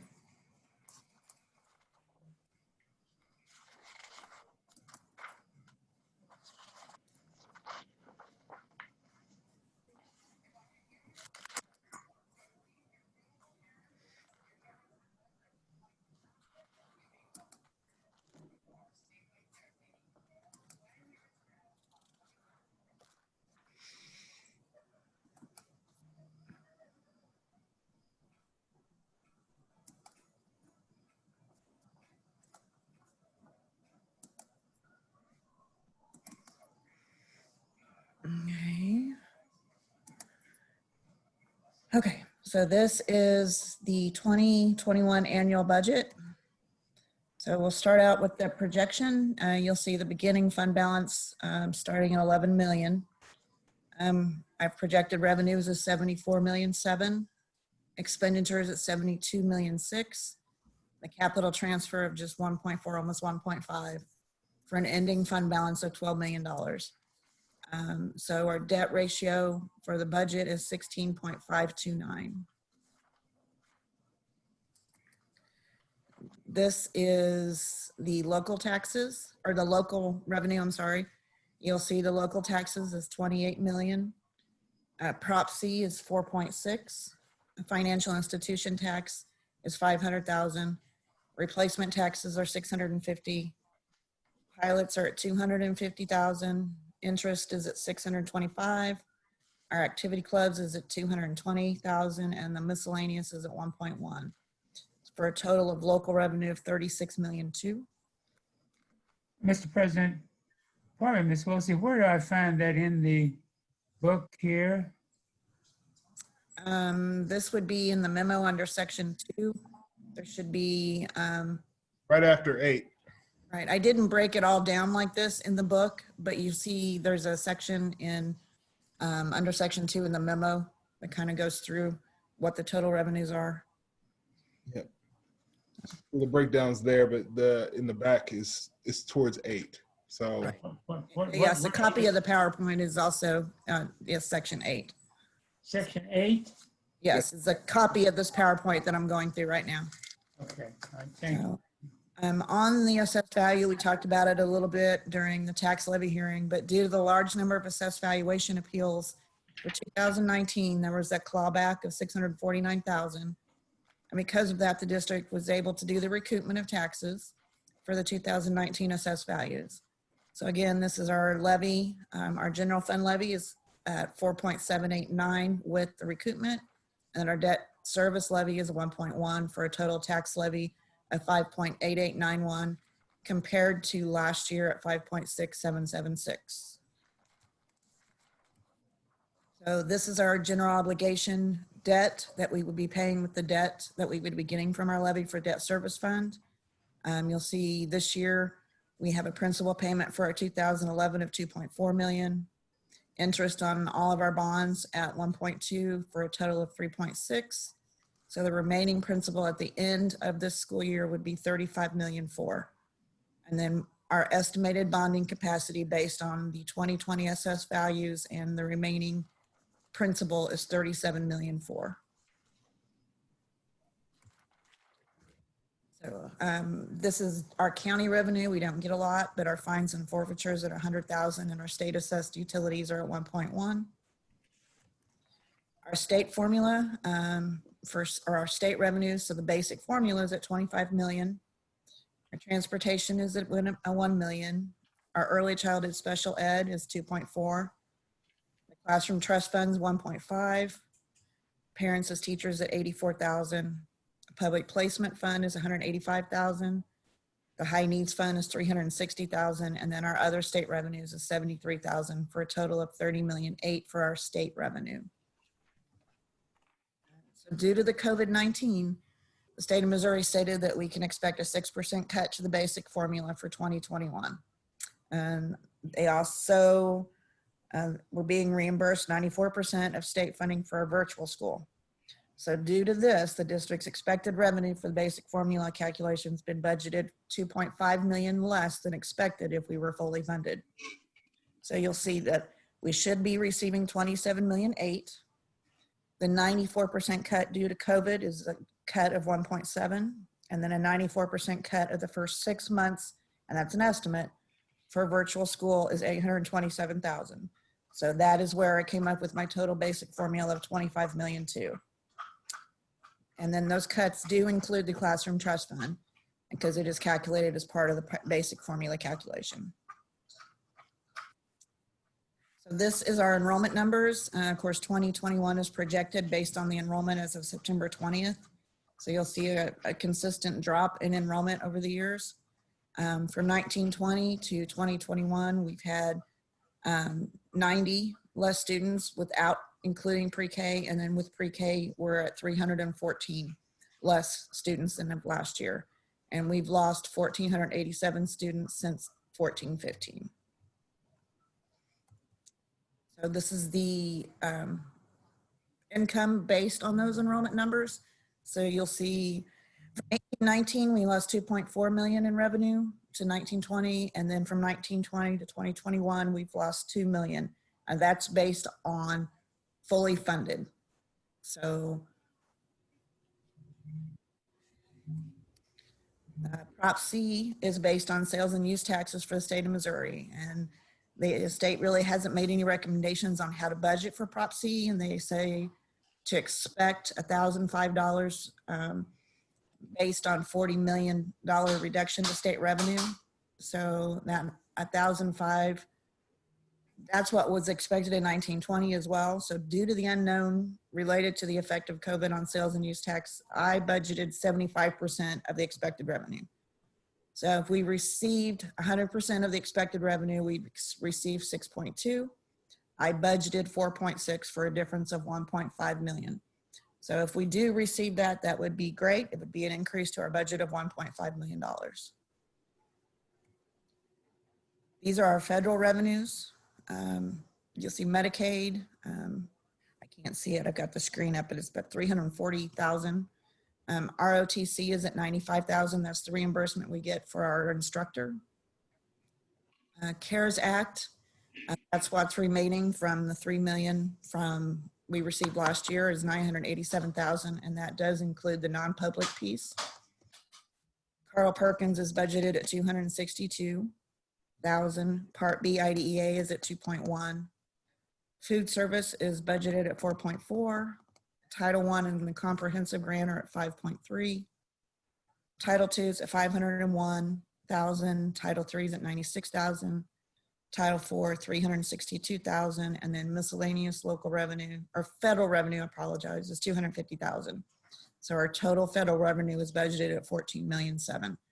Now these numbers do include carryover revenue that we spent the money in 1920 and are receiving that revenue in 2021.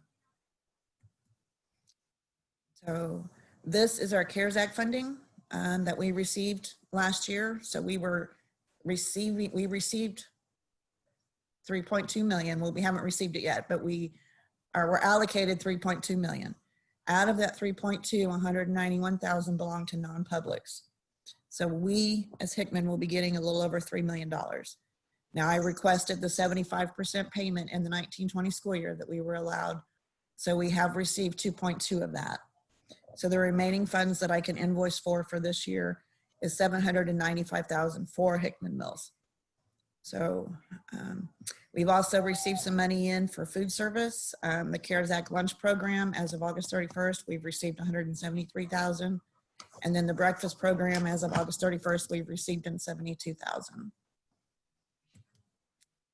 This is just a pie chart of the total revenues and how they're broke out and the percent. So these are our expenditures broke down by type. You'll see, of course, the majority belongs to salaries at 38 million. Benefits are budgeted at 15.7. Services are at 12,000,001. Supplies are at 6.5. Capital is at 4.3.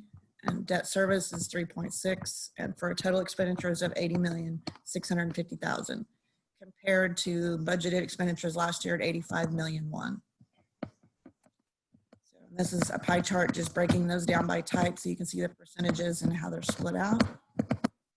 My dog is chewing on my laptop, so if you hear that, sorry.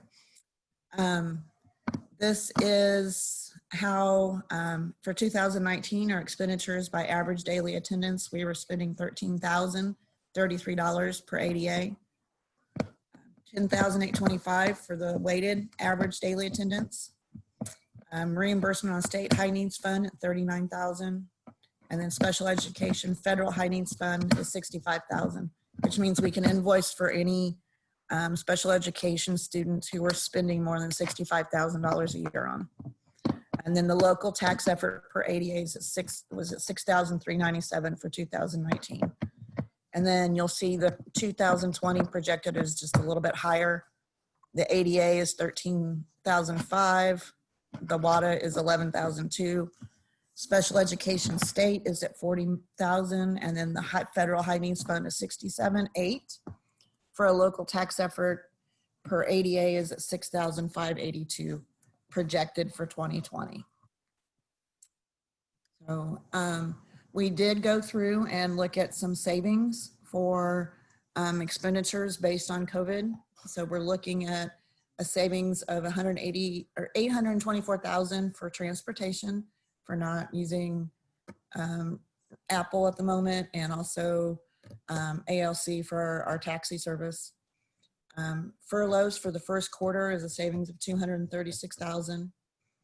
Hiring freeze on the positions that we hadn't filled and we were waiting through the first quarter is 180,000. Security, we're saving 69,660. A hearing officer is 9,150. Substitutes is 341,000.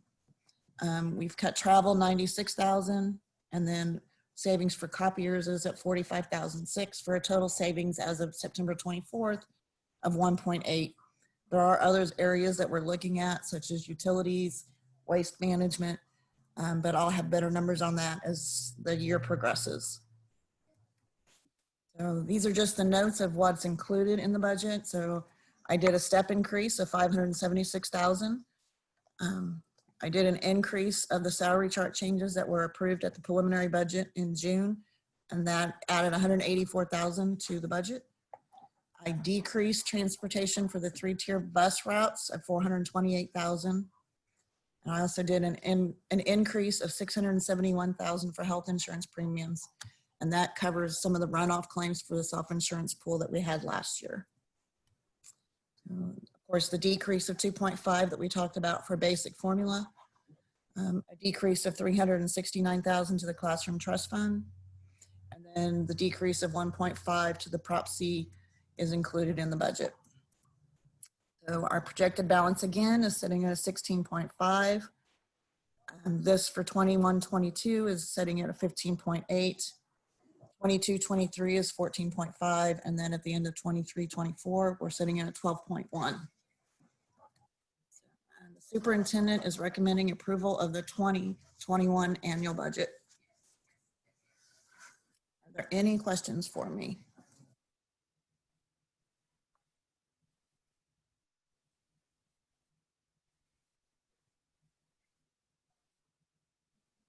As I'm not hearing any questions.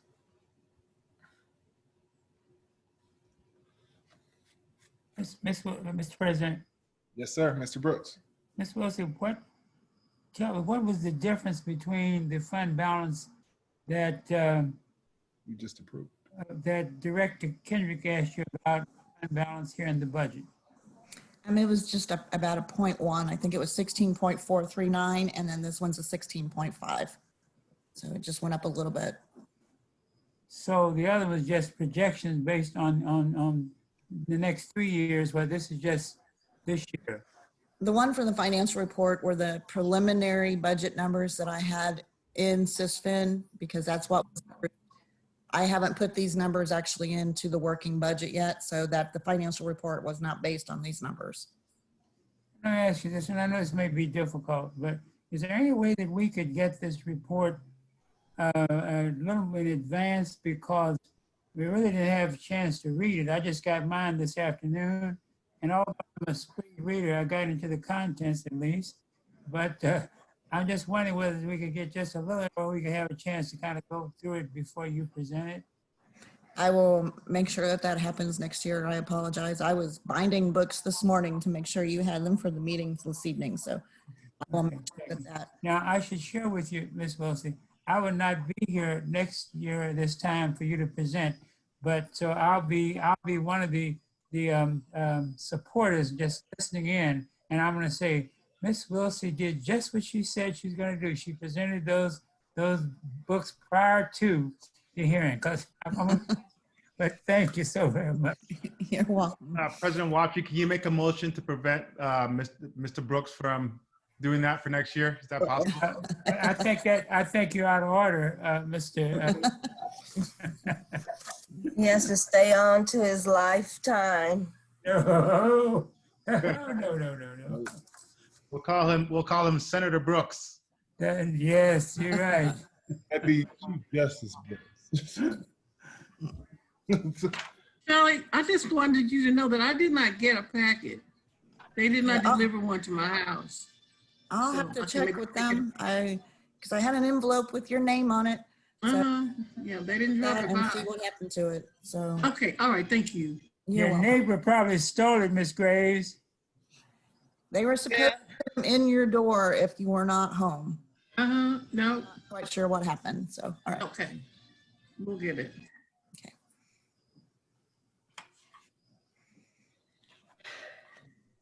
So, as it continues to be an issue of our attendance and our attendance, not so much as our attendance, but our enrollment. Well, maybe this isn't a question for this budget. I think I'm gonna retract my question and think about it a little bit more. But does anybody else have any further comments regarding the preliminary budget?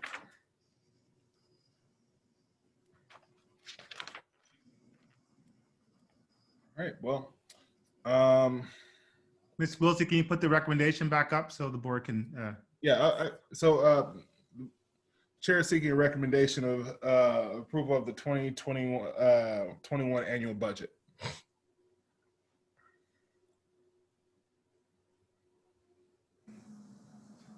I move that we accept the recommendation. We're going to say the superintendent of the 2021 annual budget.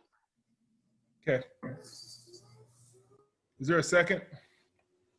Second. All right. It's been moved in second. If there's no further discussion, we will call it to a vote. Director Graves? Aye. Director Brooks? Director Brooks? Aye. Oh, there you are. Director McGee? Aye. Director Carter? Aye. Director Townsend? Aye. Vice President Kendrick? Aye. Chair votes aye. Motion carries 7-0. Thank you, board. Thank you. Thank you. Moving on to legal, 6.3, 2020 bond issue certified election results. Good evening, Board of Education. Can you hear me? Yes. Great. I am pleased to present the certified election results from the August 4th, 2020 election that had the question of our $30 million bond on the ballot. I have election results both from the Kansas City Election Board and from the Jackson County Election Board. I'll start with the Kansas City Election Board. There were a total of 6,298 votes cast. Of those, there were 5,043 yes votes, and which was a total of 80.07% of the votes cast were yes, and 1,255 no votes for a percentage of 19.93% of no votes. That is for the Kansas City Election Board. For the Jackson County Election Board, there were a total of 6,000, I'm having a hard time seeing this, hold on. 525 votes cast. Well, 612 votes cast, I'm sorry, were the total votes cast. Of those, 500 were yes votes for a percentage of 81.7% of yes votes, and then 112 no votes for a total of 18.30%. So as you all know, that we overwhelmingly passed the bond. Thank you, Ms. Johnson. Uh-huh. Before moving on, the one I did request, I sent an invite to Waukesha Briggs, John Sharp, and Cynthia Korn in regards to those who did work on this bond. And I wanted to just bring them here to thank them for their hard work and their diligence in getting in helping us with getting this bond approved. And just wanted to give, on behalf of the board, give our thanks. And on behalf of the district, thank you for the work that you did in ensuring that this got done. And if you three have any comments to say, please feel free to do so. President Watry, can you hear me? Yes, sir. This is John Sharp. I was one of the co-chairs with Keisha Briggs, and I'd just like to thank her for all her work on it, and Cynthia Korn in particular, because the campaign treasurer does have to really put in a lot of work just so we don't get in trouble with the Missouri Ethics Commission, and she was great. but we had a lot of help on this, and I think the results show how much the people in this district care about their school district, because, you know, I identify being a resident of the school district before I identify with being anything else. But the folks with Hollis and Miller were a great help, and we did have the support of two major political organizations, a major help in getting this victory. And then both Kansas City Call and the Kansas City Globe endorsed it. So we had a lot of support, and I'm just very thankful that we were able to get this passed. I think we're really on the upward trend here in the Hickman Mills School District. I'm looking forward to the new field turf on the football field there at Ruskin, which is long overdue, and glad the city was able to participate and provide $240,000 for that. And I'm sure glad about the Becoming a Man and working on womanhood guidance and counseling programs coming here, and that's going to be a great help for our district. So I'm real enthused about the future, and I'd just like to thank all the board members for all their work, and glad I was able to be of some help on this. Ms. Briggs, Ms. Corn, you have anything to say? Are you talking to me? Oh, Ms. Briggs or Ms. Corn? Oh, okay. I do have a comment when they finish. Yes, ma'am. Nothing else other than what John had said, but thank you, Dr. Skinner, for bringing the team together. It was a lot of fun to work and be of service to the district. And a special shout out to Marianne Stenzel from Hollis and Miller. She did all of our graphic design and had a lot of turnaround very quickly. So very impressed by that team. Excited to see what happens for the district. Thank you. Ms. Briggs, you're muted. I don't know if you're talking to us. Well, first of all, Hollis and Miller did a wonderful job. And Cynthia Corn and John Sharp, was a pleasure to truly work with. John, thank you so much for pushing and pushing and pushing. And it all paid off. And I'm totally excited to see what we're going to do with the bond money to improve our district, improve our facilities. And so with the new grocery store coming, with the new development and the renovation of our schools within the next 2 to 3 years, I'm extremely excited about Hickman Mills. All right. Ms. Briggs, I believe you said you had a comment. Well, first of all, I do want to thank all those who were, involved in getting the word out to the public, because I think that really helped.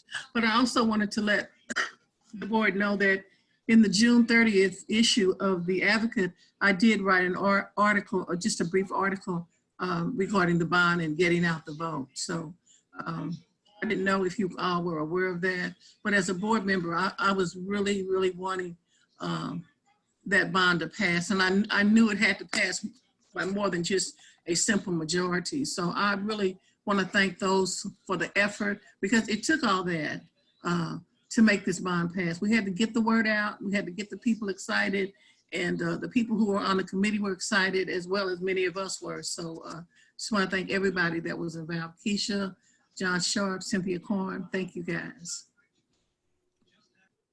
Well, thank you too, Ms. Grace, for writing that article. I was able to read it. So thank you for writing that article and helping with this endeavor.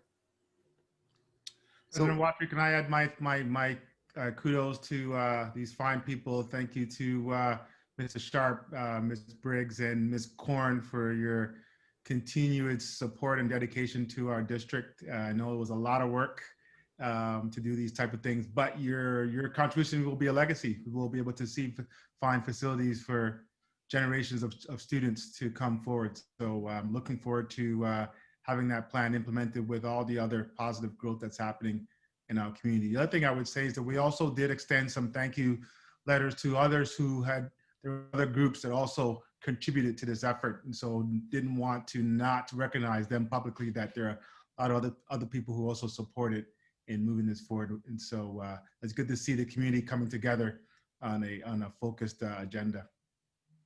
One more thing, President Watry. I did receive the Board of Education card from the superintendent and the board thank you guys for the card. Greatly appreciated. It's on my fireplace. All right. Right. All right. Moving on to agenda item 7.0, which is discussion items. Mr. Obing, I believe you have the floor. That is me. Miss Payton, may I share for a minute?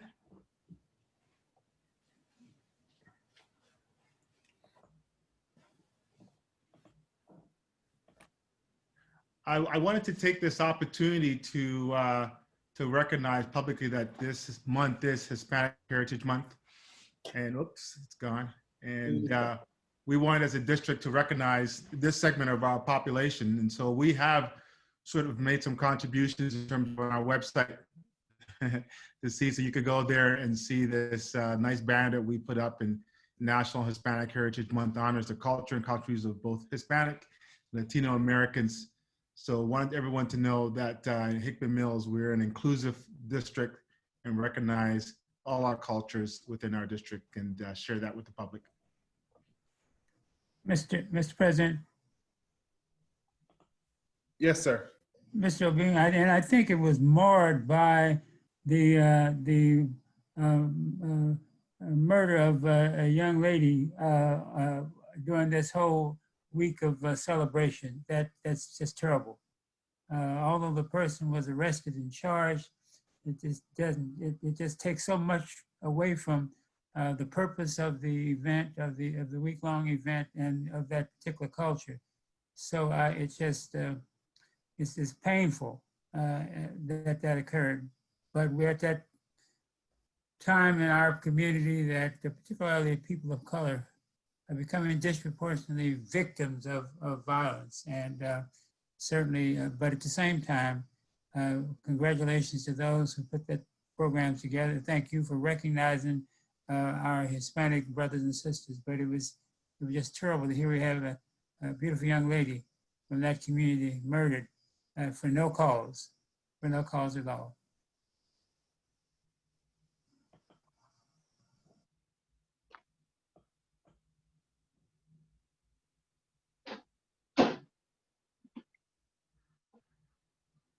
You're muted, President Watry.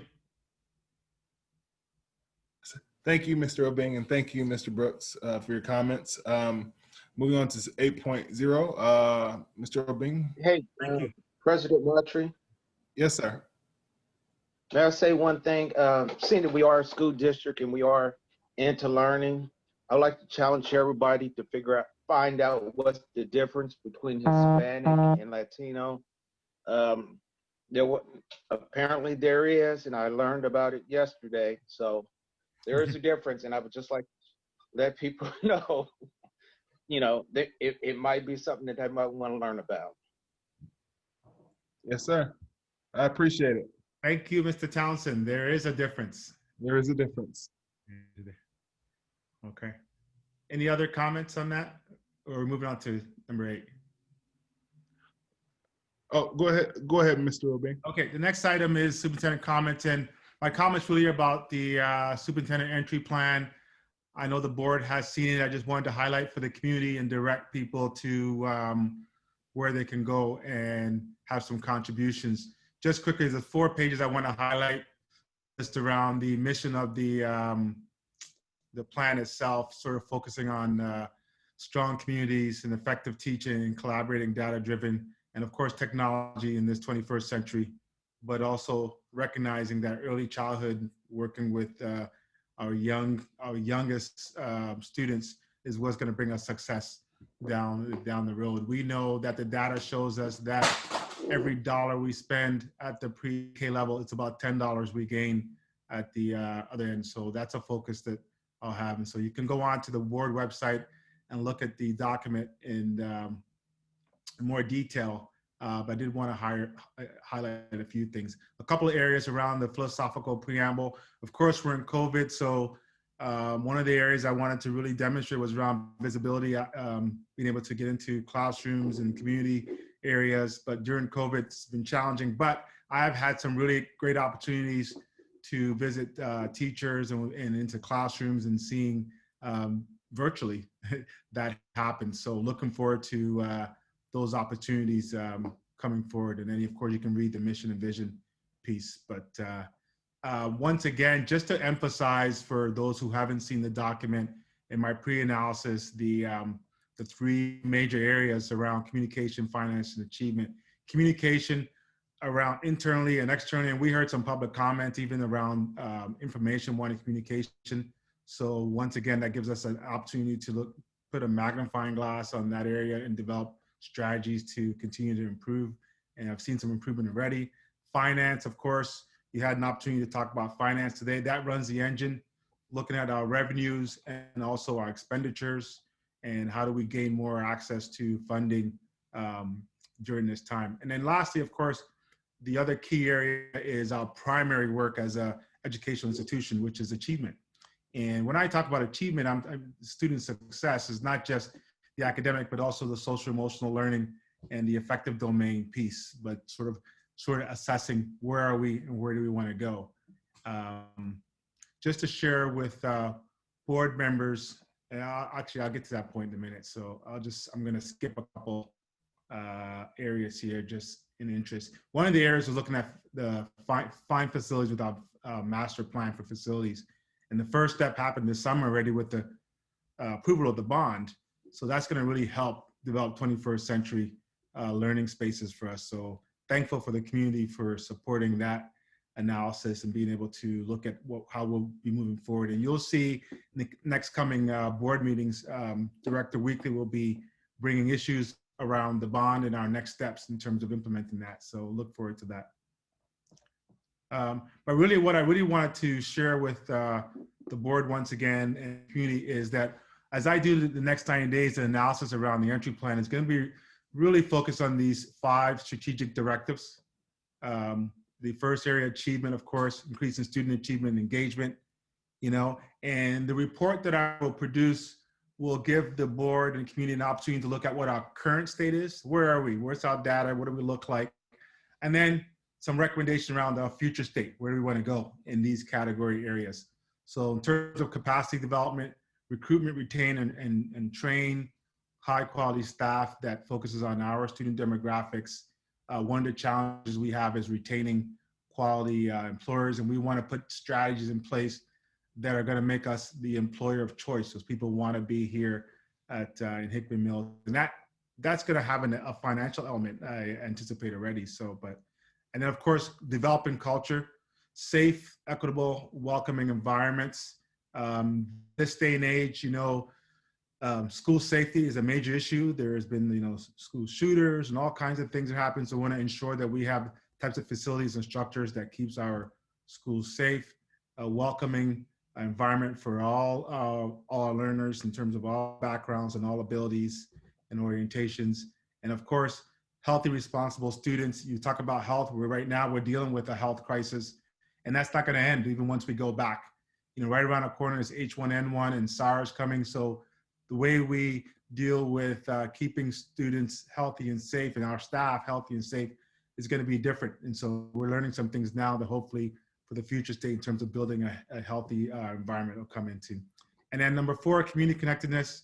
I've had some great opportunities already implementing the entry plan to speak with many community organizations, PTO leaders, parents, and all kinds of individuals in the community, and also business leaders and organizations, and looking at ways how we connect our community to our district in various ways. So looking for ideas as I go through this listening tour of how we can improve that and make it. I've actually already learned our most valued communication vehicle in their district.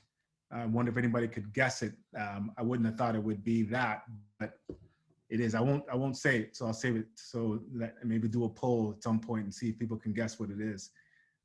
Resource management. I want to be a leader for the district, but my role requires management. There's some particular management pieces that have to happen for the district in terms of keeping the organization moving forward in a structural and systemic way, and having some accountability, not just accountability for myself, but for our staff and our students as well too. So all the resources, how we allocate them, and how do we better utilize them. So I'll look at that from a current state and also move to a future state in terms of what we want to do.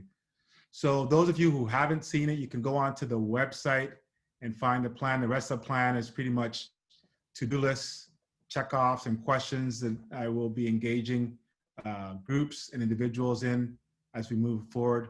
But I do want to comment that there are a couple of task forces that I will convene.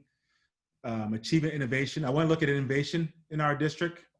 And so I'm looking for individuals who have that on their mind and strategies. And I've already consulted some of the foundations and community organizations that are into this kind of work to do that. Definitely an opportunity to do a focus groups with our students in terms of hearing from them, getting some street data in terms of what they like about school, what could be better and what could be improved. And then a transition advisory group for the transition. I will invite the board to maybe look at possible names that they believe would be good support in any of these categories that I would invite for conversations. And I also invite the board to go on and click the link for this quick survey. It's about 10 minutes that looks at the 5 areas and give you an opportunity to give some input specifically one-on-one. But that'll also go out to everyone as well too. So people can go onto the website, see the entry plan, and also see the link for the survey. It's only 10 minutes. Please take your time and do that. This is great data that'll be helpful for us to look at the district and look at next steps going forward. So look for that. Once it's completed, I will come back to the board when it's all done, do a presentation, have a report for you that we can use as a working plan going forward. And that's it.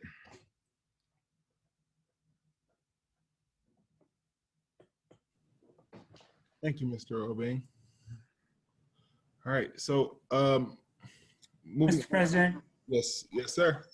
I shared, I think I shared with Mr. Obeng a couple of times that I was on this committee of at UMKC School of Education where we were trying to raise about $15 million for the Urban Institute, the UMKC Institute for Urban Education, and where they train teachers to serve in urban schools. And we have about a 62%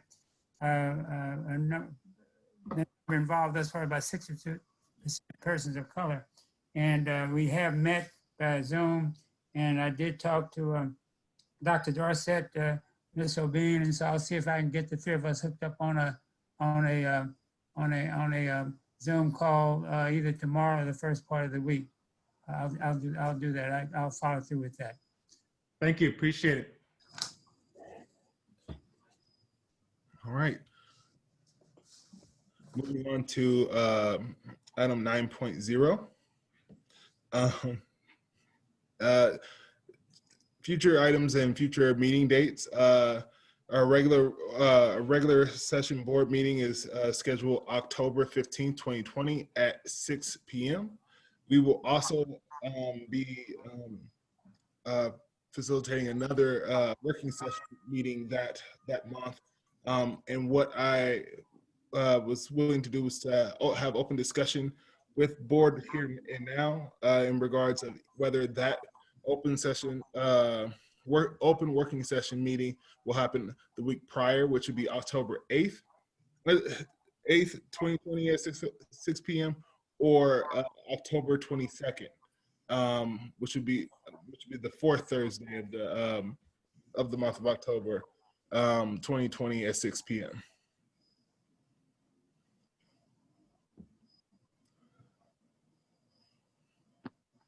I'm sorry, what was your question? I'm sorry. What was the motion? You're fine. So we have, the board had already agreed to have 2 working session as well as an open session, well, 2 open session meetings per month with one of the sessions being an open, a working session. What I'm requesting from the board is discussion around and possible recommendations for either having the working session a week prior to the regular session board meeting schedule stated on your screen, which would be the 8th, or the week after, which would be October 22nd at 6 p.m. Right. President Watcher, just to clarify, make sure I understand what you're asking. So are you trying to get clarification from the board? They want to have the second meeting on the second Thursday of the month or the fourth Thursday? Is that what you're Yes, that is the clarification in which I'm asking for. Thank you, Mr. Obeng, for helping me with that clarification.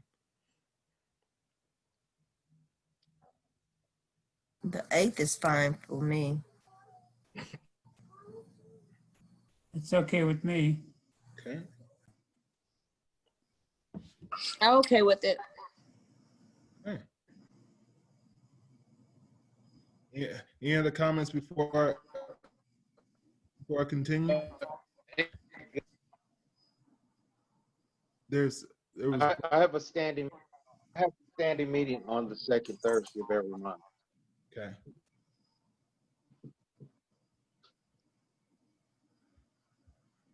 Could we go to the fourth then? Is there any objections to the fourth?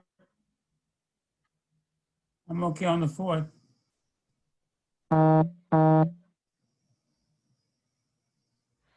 Mr. Townsend, would the fourth work for you? Fourth, fine with me. Yes, sir. Okay. Ms. Carter, I saw you. Oh no, the 4th is okay. Okay.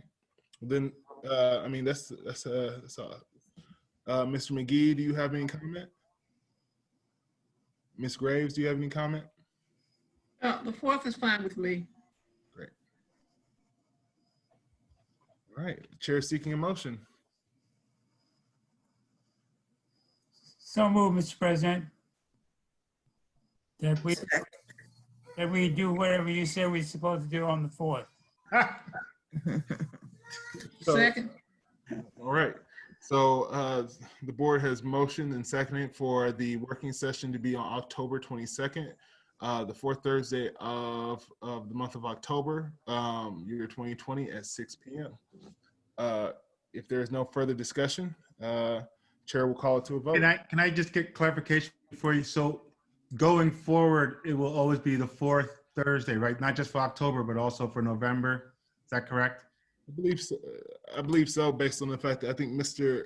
Townsend had commented that he has a standing meeting on. Right. No, I just want to clarify that you're just talking about just October, or this is just going to be a regular standing meeting for our planning for the fourth Thursday. What Thursday is Thanksgiving? Is that the 3rd? I believe it is. Thanksgiving is the fourth Thursday of oh, excuse me, I'm sorry. Well, I think in those events, you'd probably have to cancel, right? Right. Because I got to eat some turkey. All right. Sounds As long as you don't have to eat any crow. Okay. Sorry to interrupt. I was just trying to get clarification so we can probably. No, I appreciate your clarification. If there's no further discussion. Mr. Watry, I just want to make sure that I've got clarification. Is your motion that you have your work sessions on the fourth Thursday of every month? Is that the motion that's on the floor? I believe so. Okay. All right. Anybody else? Mm-hmm. All right. All right. I will call it to a vote. Director McGee.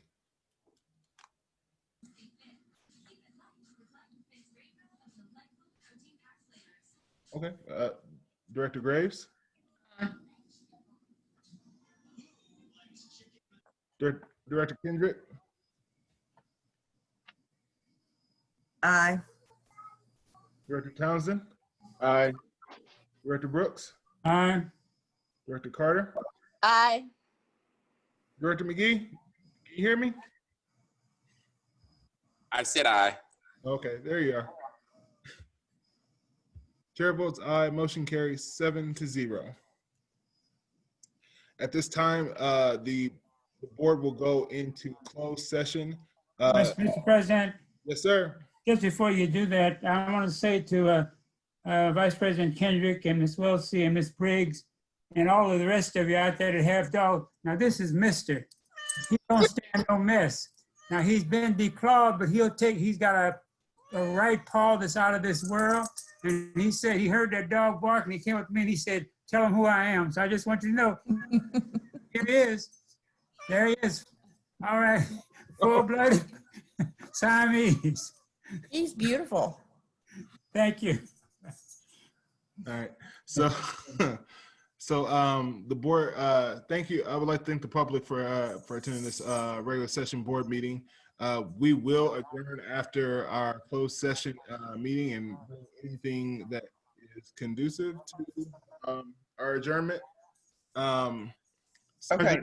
President Watry, I believe you're looking to recess from public session to go into closed session. Correct. Which then is we'll come back to adjourn, right? Okay. Yes, which is why I guess I'm. Yes, thanks for the clarity, Mr. Obing. Sorry. You're okay. And you're gonna, the way you have that on your agenda, you're gonna want to entertain a motion to go into closed session pursuant to the statute. Yes, ma'am. Do that now. Yeah, I'm working.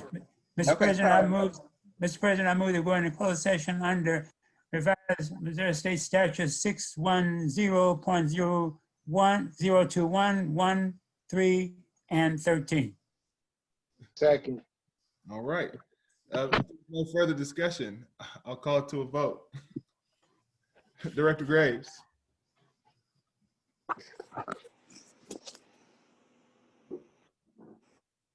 Director Townsend. Aye. Director Brooks. Aye. Director Carter. Aye. Director McGee.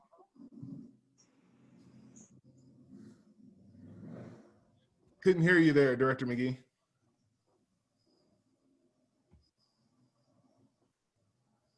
All right. Vice President Kendrick. Aye. Last call for Director McGee. All right, chair votes aye. Motion carries 6-0. Thank you, everyone.